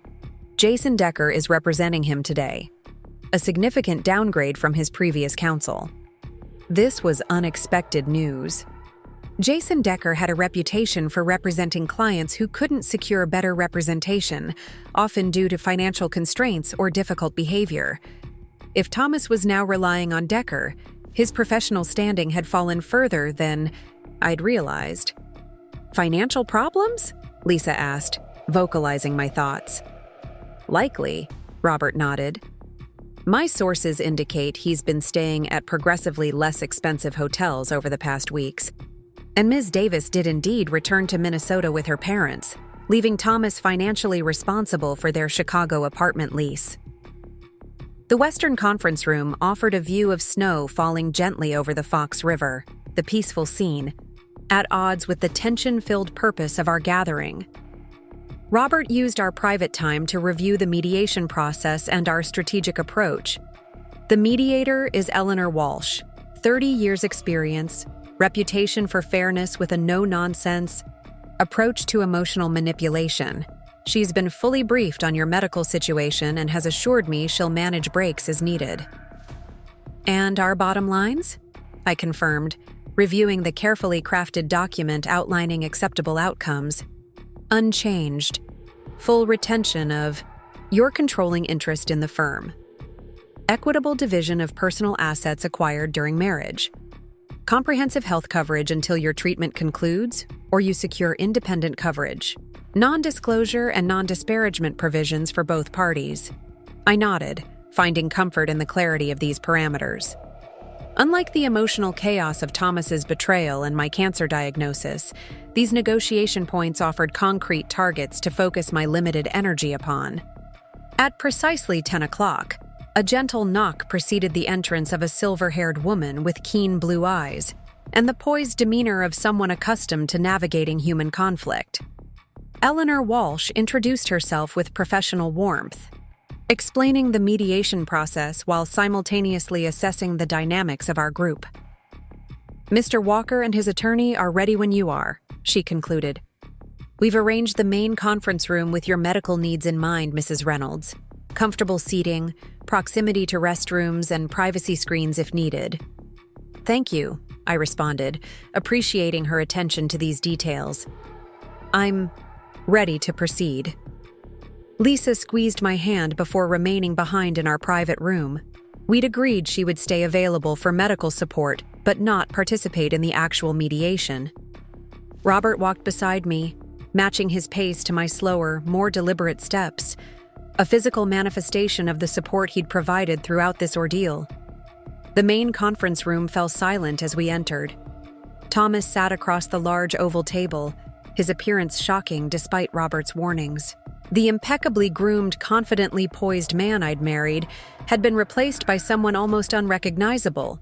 Hair unkempt, skin sallow, expensive suit hanging loosely on a frame that had lost significant weight. Only his eyes remained familiar, though the ambition that had once animated them had hardened into something more desperate and dangerous. Beside him, Jason Decker presented a study in contrasts, overly polished in a way that suggested effort rather than natural refinement. His smile too broad as he rose to greet us with forced collegiality. I noticed Thomas remained seated, his gaze fixed on me with an intensity that might have been unsettling had I not spent weeks preparing for this moment. "Mrs. Reynolds, Mr. Chen, thank you for joining us," Eleanor began, smoothly establishing her authority over the proceedings. "Before we begin, I'd like to review the ground rules for today's session." As she outlined expectations for civil discourse, confidentiality, and the structured negotiation process, I maintained eye contact with Thomas, refusing to be the first to look away. Let him see what his betrayal and my illness had created. Not a broken victim, but a woman of reinforced strength and absolute clarity about her worth. When Eleanor finished her introduction, she turned to Thomas and his counsel. "Mr. Walker, as the party who requested mediation, would you like to begin with your proposed framework for resolution?" Thomas leaned forward, hands clasped tightly, on the table before him. When he spoke, his voice carried an unfamiliar rasp, as if emotions had physically abraded his once smooth delivery. "I want to be reasonable about this, Sarah," he began, immediately violating mediation protocol by addressing me directly rather than speaking through the mediator. "Despite what you might think, I never intended things to unfold this way." Eleanor intervened gently but firmly. "Mr. Walker, in mediation we typically address our comments to the mediator rather than directly to the other party. This helps maintain a productive atmosphere. Perhaps you could rephrase your opening?"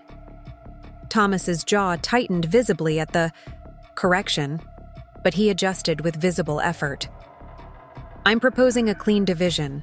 I recognize that Sarah, Mrs. Reynolds, contributed significantly to building our firm. I'm willing to accept a 60-40 split of business assets, with Mrs. Reynolds retaining the larger portion." Robert and I exchanged glances, both recognizing this as a tactical opening that deliberately ignored the existing ownership reality, my controlling interest through Reynolds Holdings. "Ms. Walsh," Robert addressed the mediator calmly, "we appreciate Mr. Walker's acknowledgement of my client's contributions. However, his proposed division mischaracterizes the current legal ownership structure. Reynolds Walker Investment Strategies is already owned 51% by Reynolds Holdings, a separate entity predating the marriage and belonging solely to my client." Thomas's face flushed with anger. "That's the technical structure on paper, but it doesn't reflect the reality of who built that business. I brought in most of the clients. I managed day-to-day operations while Mrs. Reynolds was undergoing cancer treatment that you were well aware of when you initiated divorce proceedings." Robert finished smoothly when Thomas abruptly stopped himself, perhaps realizing how damaging his line of argument would sound to a neutral third party. Eleanor interjected, redirecting the conversation with practiced skill. "Let's establish some factual baselines before discussing proposals. The ownership structure Mr. Chen described is documented and legally binding, correct?" Jason Decker nodded reluctantly. "Yes, but my client contends that the structure itself represents a lack of good faith in the marriage. Mrs. Reynolds maintained separate assets while benefiting from Mr. Walker's full commitment to building their shared business. I felt a surge of indignation at this characterization, but channeled it into a calm response directed at Eleanor. The holding company was established on the advice of my family's financial advisors as standard asset protection, not with any anticipation of marital discord. Mr. Walker signed the operating agreement with full opportunity to review its terms. Furthermore, Robert added, Mr. Walker maintained his own separate property throughout the marriage, including investment accounts and a property in Michigan that Mrs. Reynolds has made no claim upon. This information clearly surprised Jason Decker, who glanced sharply at Thomas with poorly concealed annoyance, suggesting Thomas had not been entirely forthcoming with his own attorney about our financial arrangements. Another strategic misstep that strengthened our position. The negotiations proceeded in this vein for nearly 2 hours, Thomas making increasingly unrealistic demands, Robert calmly refuting them with documented facts, Eleanor skillfully maintaining professional discourse despite Thomas's evident frustration. Throughout, I remained largely silent, conserving my energy for crucial points while allowing Robert to manage the technical aspects. As noon approached, Eleanor suggested a break for lunch and private consultation. Thomas immediately objected, claiming momentum would be lost, but she remained firm, citing my medical needs as a priority consideration. His visible irritation at this accommodation revealed the self-centered perspective that had likely contributed to our marriage's demise long before cancer and infidelity delivered the final blows. Back in our private conference room, Lisa immediately assessed my condition with professional concern. Your color's not great. How's your energy level? Fading, I admitted, accepting the protein shake she'd prepared in anticipation of my limited appetite. But I'm still clear-headed. That's what matters. Robert reviewed our morning progress with cautious optimism. Thomas's position is weakening. His attorney seems increasingly uncomfortable with some of his claims, particularly regarding client relationships. I think we're approaching the point where realistic settlement terms might emerge. Or the point where Thomas realizes he's losing and becomes more volatile, I countered, recalling Megan's warnings about his unstable behavior. Eleanor is well equipped to manage emotional escalation, Robert assured me, and security personnel remain present in the building. When we reconvened after lunch, the shift in Thomas's demeanor was immediately apparent. The defensive aggression had given way to something more calculated, his gaze assessing me with newfound intensity as I took my seat. Ms. Walsh, he addressed, the mediator with exaggerated politeness.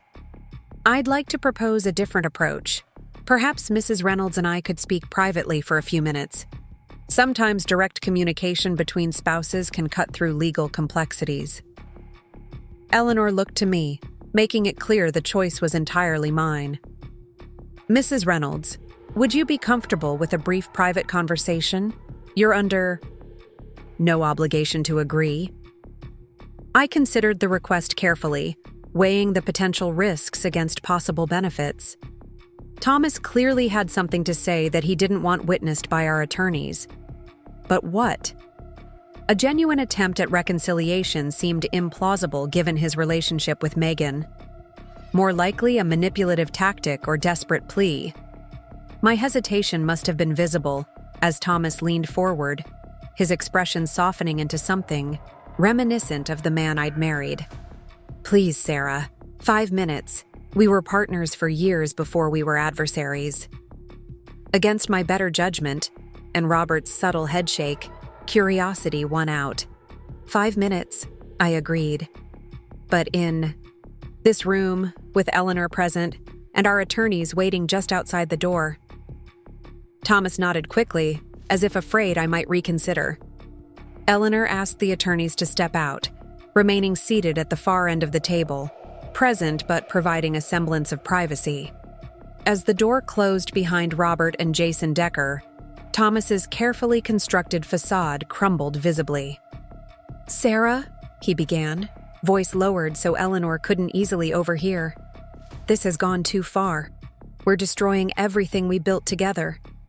You initiated that destruction when you began sleeping with your assistant while I was in chemotherapy, I reminded him quietly, and continued it by trying to push me out of our firm while I was at my most vulnerable. He flinched at the directness of my response but pressed on. I made terrible mistakes, unforgivable ones. I was scared and selfish when you got sick. But this legal war isn't helping either of us. The only people benefiting are the attorneys. What exactly are you proposing? Thomas? He glanced toward Eleanor before continuing in an urgent whisper. Megan's gone back to Minnesota. The pregnancy. It wasn't planned. I was in a dark place when you got sick, looking for escape rather than facing what was happening to us. I waited silently, unwilling to make this easier for him. What if we put everything on hold? He suggested, an almost feverish quality entering his voice. No more lawyers, no more court filings. Just a pause while you finish treatment. Then we can reassess with clear heads. Maybe even... Even what, Thomas? Reconcile? I couldn't. Keep the incredulity from my tone. You're expecting a child with another woman. You tried to steal my company. Those aren't mistakes. They're choices that reveal character. His expression hardened momentarily before smoothing into practiced contrition. The baby complicates things, I know. But Megan understands the situation. She's willing to co-parent without interference in my personal life. The calculation behind this statement, its clear implication that a pregnant Megan could be neatly compartmentalized away from our future, confirmed everything I needed to know about Thomas's unchanged character. He wasn't suggesting reconciliation from remorse or lingering love, but from recognition that his alternatives were crumbling around him. Our marriage is over, Thomas, I said finally, my voice gentle but absolutely firm. Not just because of your infidelity or Megan's pregnancy, but because I've seen who you truly are when faced with adversity. I deserve better. So does your child with Megan, for that matter. His facade cracked completely then, desperation replacing calculation. You've destroyed me, Sarah. No firm in Chicago will touch me. My reputation is ruined. Even Megan left when things got difficult. I didn't ruin your reputation, Thomas. Your actions did. I maintained steady eye contact, ensuring my message penetrated. I simply refused to be your victim. So what now? You take everything while I start from nothing? Is that your version of justice? I shook my head slowly. I don't want everything. I just want what's rightfully mine, protection for the business we built, and the freedom to focus on healing without constantly defending against your attacks. Eleanor, who had been maintaining a respectful distance, gently interrupted. Perhaps this would be a good moment to bring your attorneys back in? It seems you might be approaching some clarity about fundamental positions. Thomas straightened, mask sliding back into place with practiced ease. Of course. Thank you for the private conversation, Sarah. As Robert and Jason returned, I caught Robert's questioning glance and gave a slight nod, indicating we should proceed. The afternoon session took on a markedly different tone, less combative, more focused on practical solutions. Thomas still attempted to secure more favorable terms than warranted, but his earlier desperation had been replaced by resigned pragmatism. By late afternoon, we had outlined preliminary terms. I would retain full ownership of Reynolds Holdings and its controlling interest in the firm. Thomas would receive a one-time settlement payment significantly smaller than his initial demands, but generous given the circumstances. He would maintain no formal connection to the firm, but would receive neutral references for future employment. Most importantly, comprehensive non-disclosure and non-disparagement provisions would protect both the firm's reputation and client relationships. As Eleanor reviewed these terms for formal documentation, Thomas leaned across the table, speaking, softly enough that only I could hear. You've won, Sarah. I hope it brings you peace. This isn't about winning, Thomas, I replied quietly. It's about survival, mine and the firm's. I truly hope you find a path forward that allows you to be a better father than you were a husband." Something flickered in his eyes, perhaps recognition of the opportunity this resolution presented for his own redemption story. Without another word, he signed the preliminary agreement, nodded curtly to Eleanor, and left the room with his attorney trailing behind. As Robert helped me gather my materials, Eleanor approached with professional warmth. "Mrs. Reynolds, if I may say so, you've demonstrated remarkable grace under extraordinarily difficult circumstances. I wish you a complete recovery from both your illness and this chapter of your life." Outside, snow continued falling, transforming the early evening into a hushed wonderland that seemed to muffle the emotional intensity of the day. Lisa waited in the lobby, instantly alert to my exhaustion as I emerged from the elevator.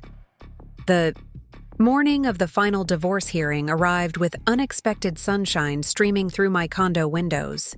After weeks at the lake house, returning to the sleek urban space felt strange, like visiting a museum dedicated to a former life.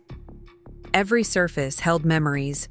The kitchen island where Thomas had first uttered those devastating words while I processed my latest chemotherapy session. The living room where we'd celebrated securing our first major client. The bedroom where I'd spent countless nights battling nausea and despair, while he was secretly building a life with someone else. "Are you sure you feel up to this?" Lisa asked, arranging my medications beside a protein shake she'd prepared. The worry in her eyes reflected the exhaustion she surely saw in mine. The journey back to Chicago had drained me more than I'd anticipated. "I need to be there," I replied, carefully applying concealer to the dark circles beneath my eyes. Not for Thomas, but for myself. I want to witness the formal end to this chapter. Robert had arranged for us to enter the courthouse through a private entrance, sparing me both the physical strain of navigating crowded hallways and the potential emotional stress of encountering Thomas before the proceedings. The small courtroom felt sterile and impersonal, appropriate for dissolving a union that had lost its humanity long ago. When Thomas entered with his attorney, I was struck again by how fundamentally he had changed. The confident, ambitious man I'd married was gone, replaced by someone diminished. Not just physically thinner, but somehow smaller in presence. Our eyes met briefly across the room. I expected to feel anger or vindication, but instead found only a quiet sadness for all that had been lost. Judge Ellison conducted the proceedings with efficient compassion, acknowledging my health situation and commending both parties for reaching a comprehensive settlement agreement, without prolonged litigation. When she officially declared our marriage dissolved, the anticlimactic nature of the moment almost made me smile. The legal severing of our bond felt like a formality, merely catching up to an emotional reality that had solidified months earlier. "Congratulations," Robert murmured as we gathered our things, though that seems an odd word for the occasion. "It's appropriate," I assured him. "This represents freedom, not failure." As we prepared to leave, Thomas approached hesitantly, his attorney hovering nervously nearby. Robert tensed beside me, but I nodded slightly, indicating I was willing to hear whatever Thomas felt compelled to say. "Sarah," he began, his voice lacking the smooth confidence that had once been his trademark. I need to say." He faltered, seemingly unable to find words adequate for the moment. "It's okay, Thomas," I said quietly. "Some situations move beyond what words can repair. I never meant—" He tried again. "I know. Few people intentionally destroy what they've built. But intentions became irrelevant the moment you chose to pursue your comfort over my survival." He flinched as though I'd struck him, though my tone remained gentle. This wasn't about inflicting pain, but acknowledging truth. "The firm is doing well," I continued, offering an unexpected olive branch. "Marcus has proven an excellent partner. Your clients are being well served." Relief flickered across his face at this professional absolution. Thank you for that. And for the trust for the baby. Megan told me. It was more generous than I deserved. It wasn't about what you deserved, I clarified. It was about what an innocent child deserves. An uncomfortable silence stretched between us. Former partners, in every sense, now connected only by painful history and legal documentation. I leave for Seattle next week, he finally said. Fresh start, they call it. I hope you find what you're looking for there, Thomas. He nodded, understanding the finality in my tone. I hope your treatment continues going well. I mean that sincerely. With nothing left to say, he turned and walked away, out of the courtroom and out of my life. I watched him go with a strange sense of lightness, as though I'd finally set down a burden I'd been carrying for too long. That went better than expected, Lisa observed as we made our way to the car. It went exactly as it needed to, I replied. Clean endings are rarely dramatic. My meeting with Dr. Patel the following day brought unexpectedly positive news. The latest scans showed significant tumor reduction, and my blood work indicated stronger than anticipated recovery from the most recent treatment cycle. You've responded remarkably well to the protocol, she explained, genuine pleasure warming her professional demeanor. I'm comfortable transitioning you to maintenance therapy earlier than we initially projected. What does that mean practically? I asked, hardly daring to hope. Fewer side effects, more energy, less frequent hospital visits. Not remission yet, she cautioned, but a significant step in that direction. You could reasonably resume part-time work within the next month, with appropriate accommodations. The timing seemed almost poetic, physical recovery accelerating just as the emotional wound of my marriage was formally closed. Both processes remained incomplete, yet the trajectory was undeniably positive. I've learned not to project too far ahead, I told Dr. Patel. But this is the first time I've felt like the future holds more than just survival. She smiled, understanding completely. That shift in perspective is often as important as the medical metrics. My visit to Reynolds Walker the next day revealed how thoroughly Marcus had maintained the firm's stability during my absence. The office hummed with purposeful energy, each department functioning smoothly under his guidance while still clearly operating within the vision we'd established together. The prodigal founder returns. He greeted me warmly as I entered what had once been my exclusive domain and was now our shared leadership space. A second desk had been added, smaller than mine but positioned equally prominently, symbolizing our emerging partnership. Hardly prodigal, I countered with a smile.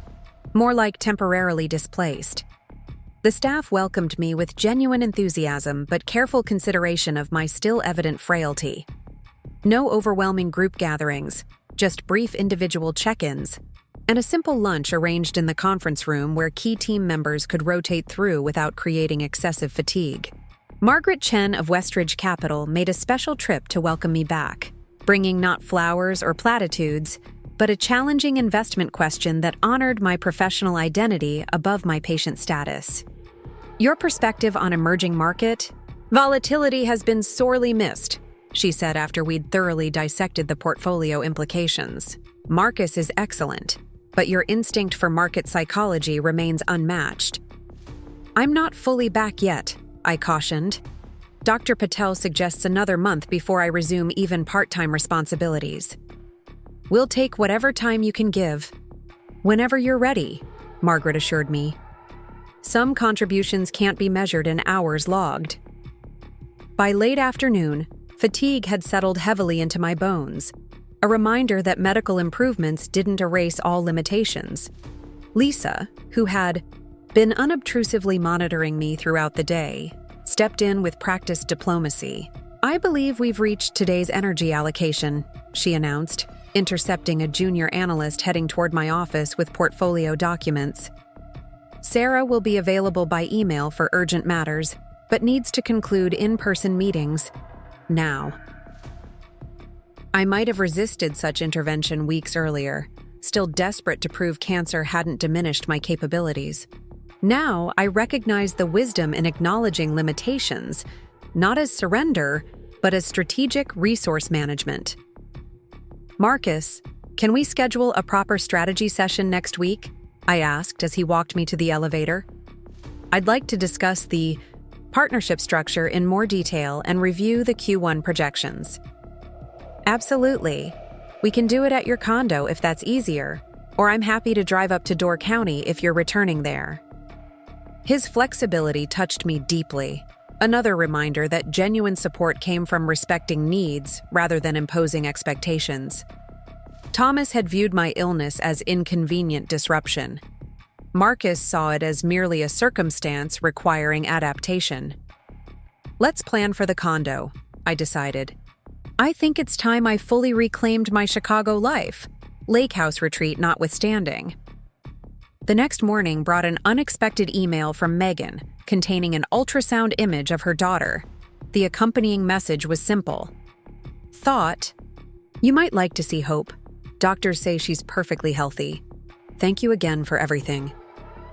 I studied the grainy image, this tiny person who would always represent complicated history, yet bore no responsibility for adult decisions. In another reality, this might have been my child with Thomas, our family expanding as planned before cancer intervened. That alternate timeline had vanished the moment he chose escape over commitment, yet I couldn't regret its loss when looking at this innocent's profile. She's beautiful, I replied honestly. Wishing you both health and happiness in Minnesota. Lisa found me later staring thoughtfully at the ultrasound printout I'd saved. Are you okay? She asked, concerned by my uncharacteristic stillness. I'm processing the strange turns life takes, I explained. 6 months ago, seeing my husband's child with another woman would have destroyed me. Now it feels like observing a planet that once shared my orbit but has spun into a different solar system entirely. Perspective is a hell of a thing, Lisa agreed, settling beside me on the couch. Speaking of which, Helena called. She wants to know if you're coming back to the lake house or if she should begin closing it up for the season. The question represented more than logistics. It was about identity and direction. The lake house had been crucial sanctuary during acute crisis, but continuing to hide there risked turning healing space into avoidance. Tell her I'll come up next weekend to collect my things, I decided. It's time to be fully present in my life here. Cancer treatments, firm responsibilities, whatever comes next, I need to face it from home, not retreat. Are you sure? There's no timeline for recovery, Sarah, physical or emotional. I'm not claiming complete healing, I clarified. Just recognition that forward movement requires presence, not escape. The lake house served its purpose beautifully, but remaining there any longer would be hiding. Over the next several weeks, I established new routines that accommodated ongoing medical needs while gradually reincorporating professional responsibilities.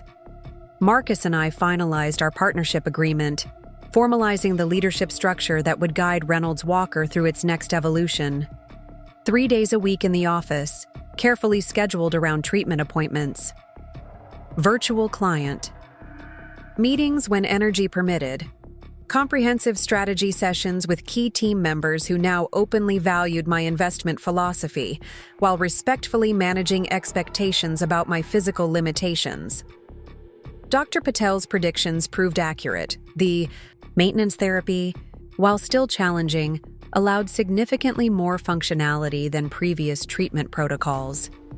Hair began returning in soft, surprising patches. Weight stabilized as nausea diminished. Energy, while nowhere near pre-cancer levels, became more predictable and manageable. The divorce settlement provided financial security that eliminated practical worries, allowing full focus on recovery. Thomas honored all agreements, maintaining appropriate distance while ensuring health coverage continued without interruption.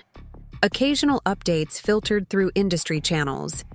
He was establishing himself modestly but credibly in Seattle, the reckless desperation that had characterized his Chicago departure, apparently giving way to more measured rebuilding. Spring arrived with symbolic resonance, the city's emergence from winter paralleling my cautious reawakening. One particularly mild April morning, I found myself walking through Millennium Park before a medical appointment, marveling at tulips pushing determinedly through recently frozen ground.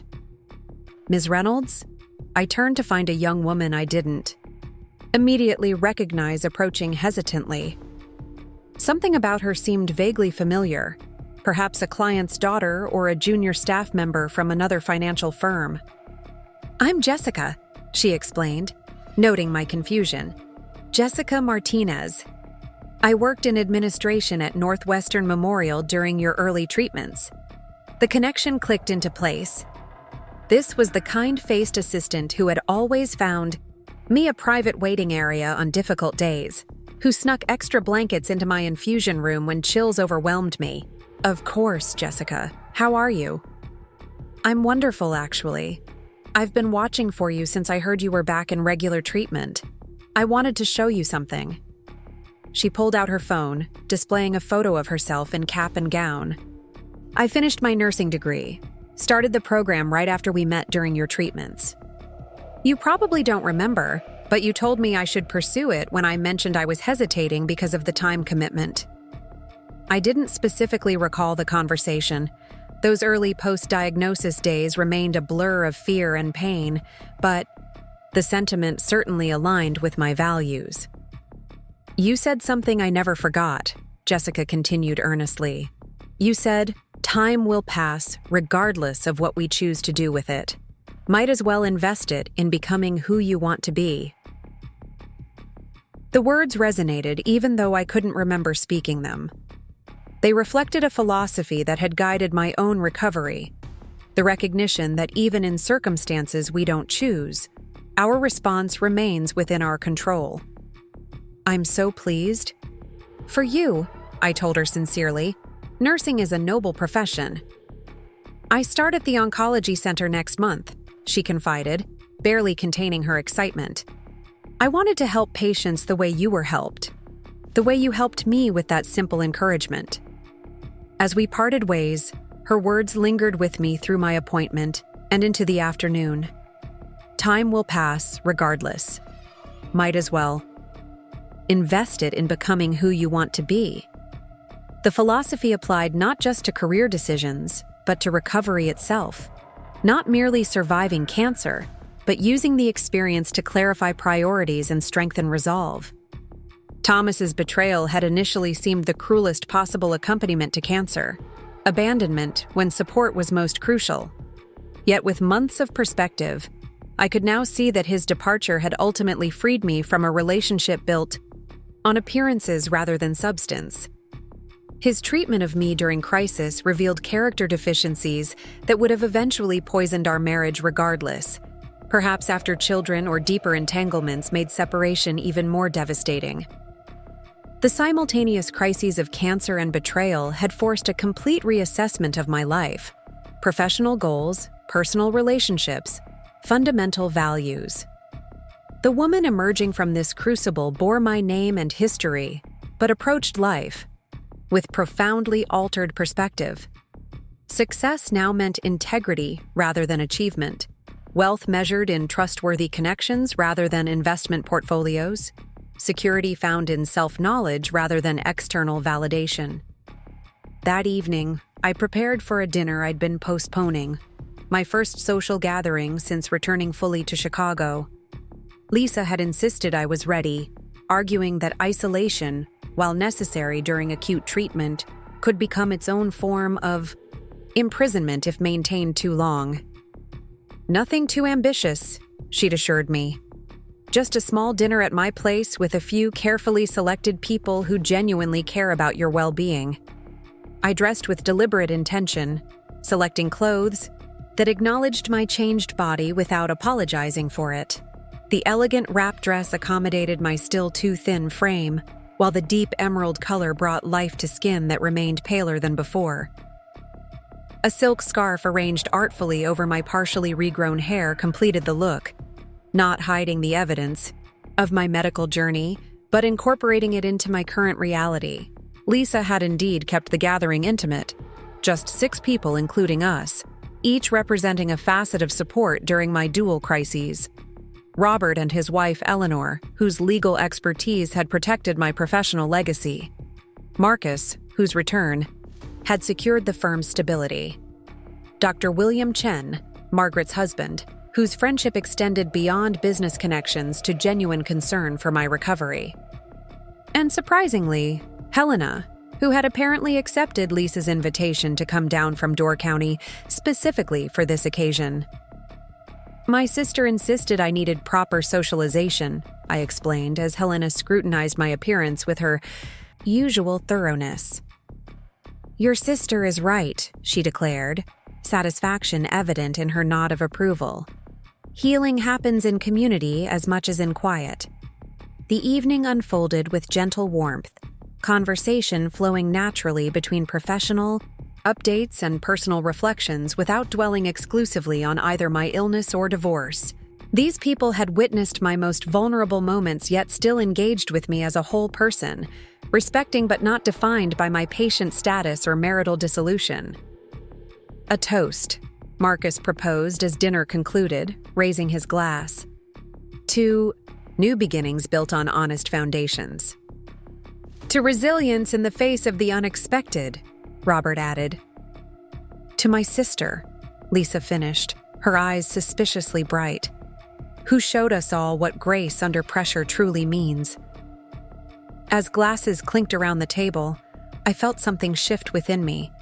Not dramatic revelation, but quiet certainty. This gathering represented not just social reemergence, but fundamental truth about what sustained meaningful life. Genuine connection, shared purpose, mutual respect. Thomas had sought these values superficially, while ultimately prioritizing self-interest.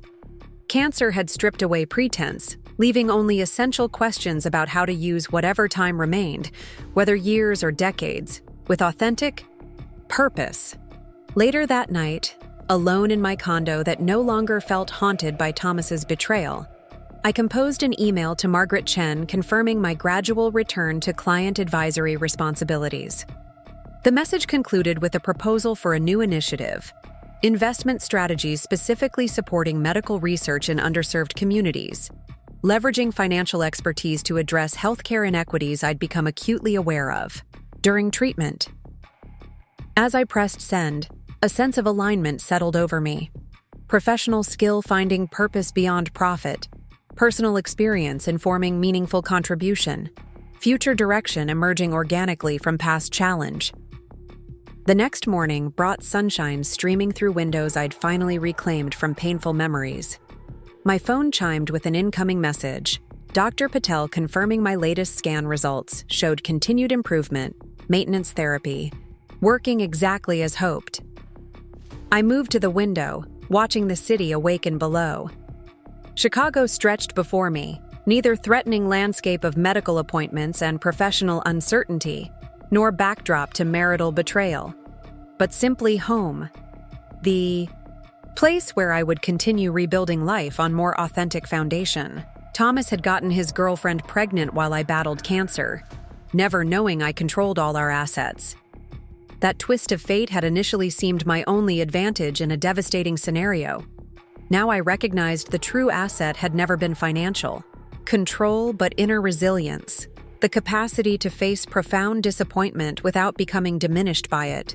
To experience betrayal without allowing bitterness to take root. To acknowledge mortality without surrendering to fear.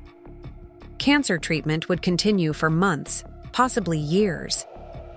Recovery from both illness and betrayal remained incomplete. The firm still required careful navigation through complex markets. None of these challenges had disappeared. Yet standing in morning light that symbolized possibility rather than exposure, I felt genuine optimism for the first time since diagnosis.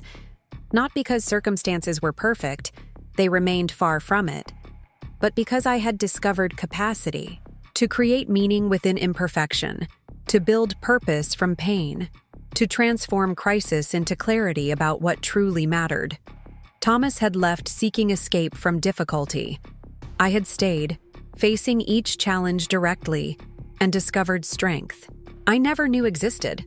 That knowledge, hard-won through suffering I wouldn't have chosen but couldn't now regret, would illuminate whatever path lay ahead, whether long or brief, smooth or difficult. Some might call it victory.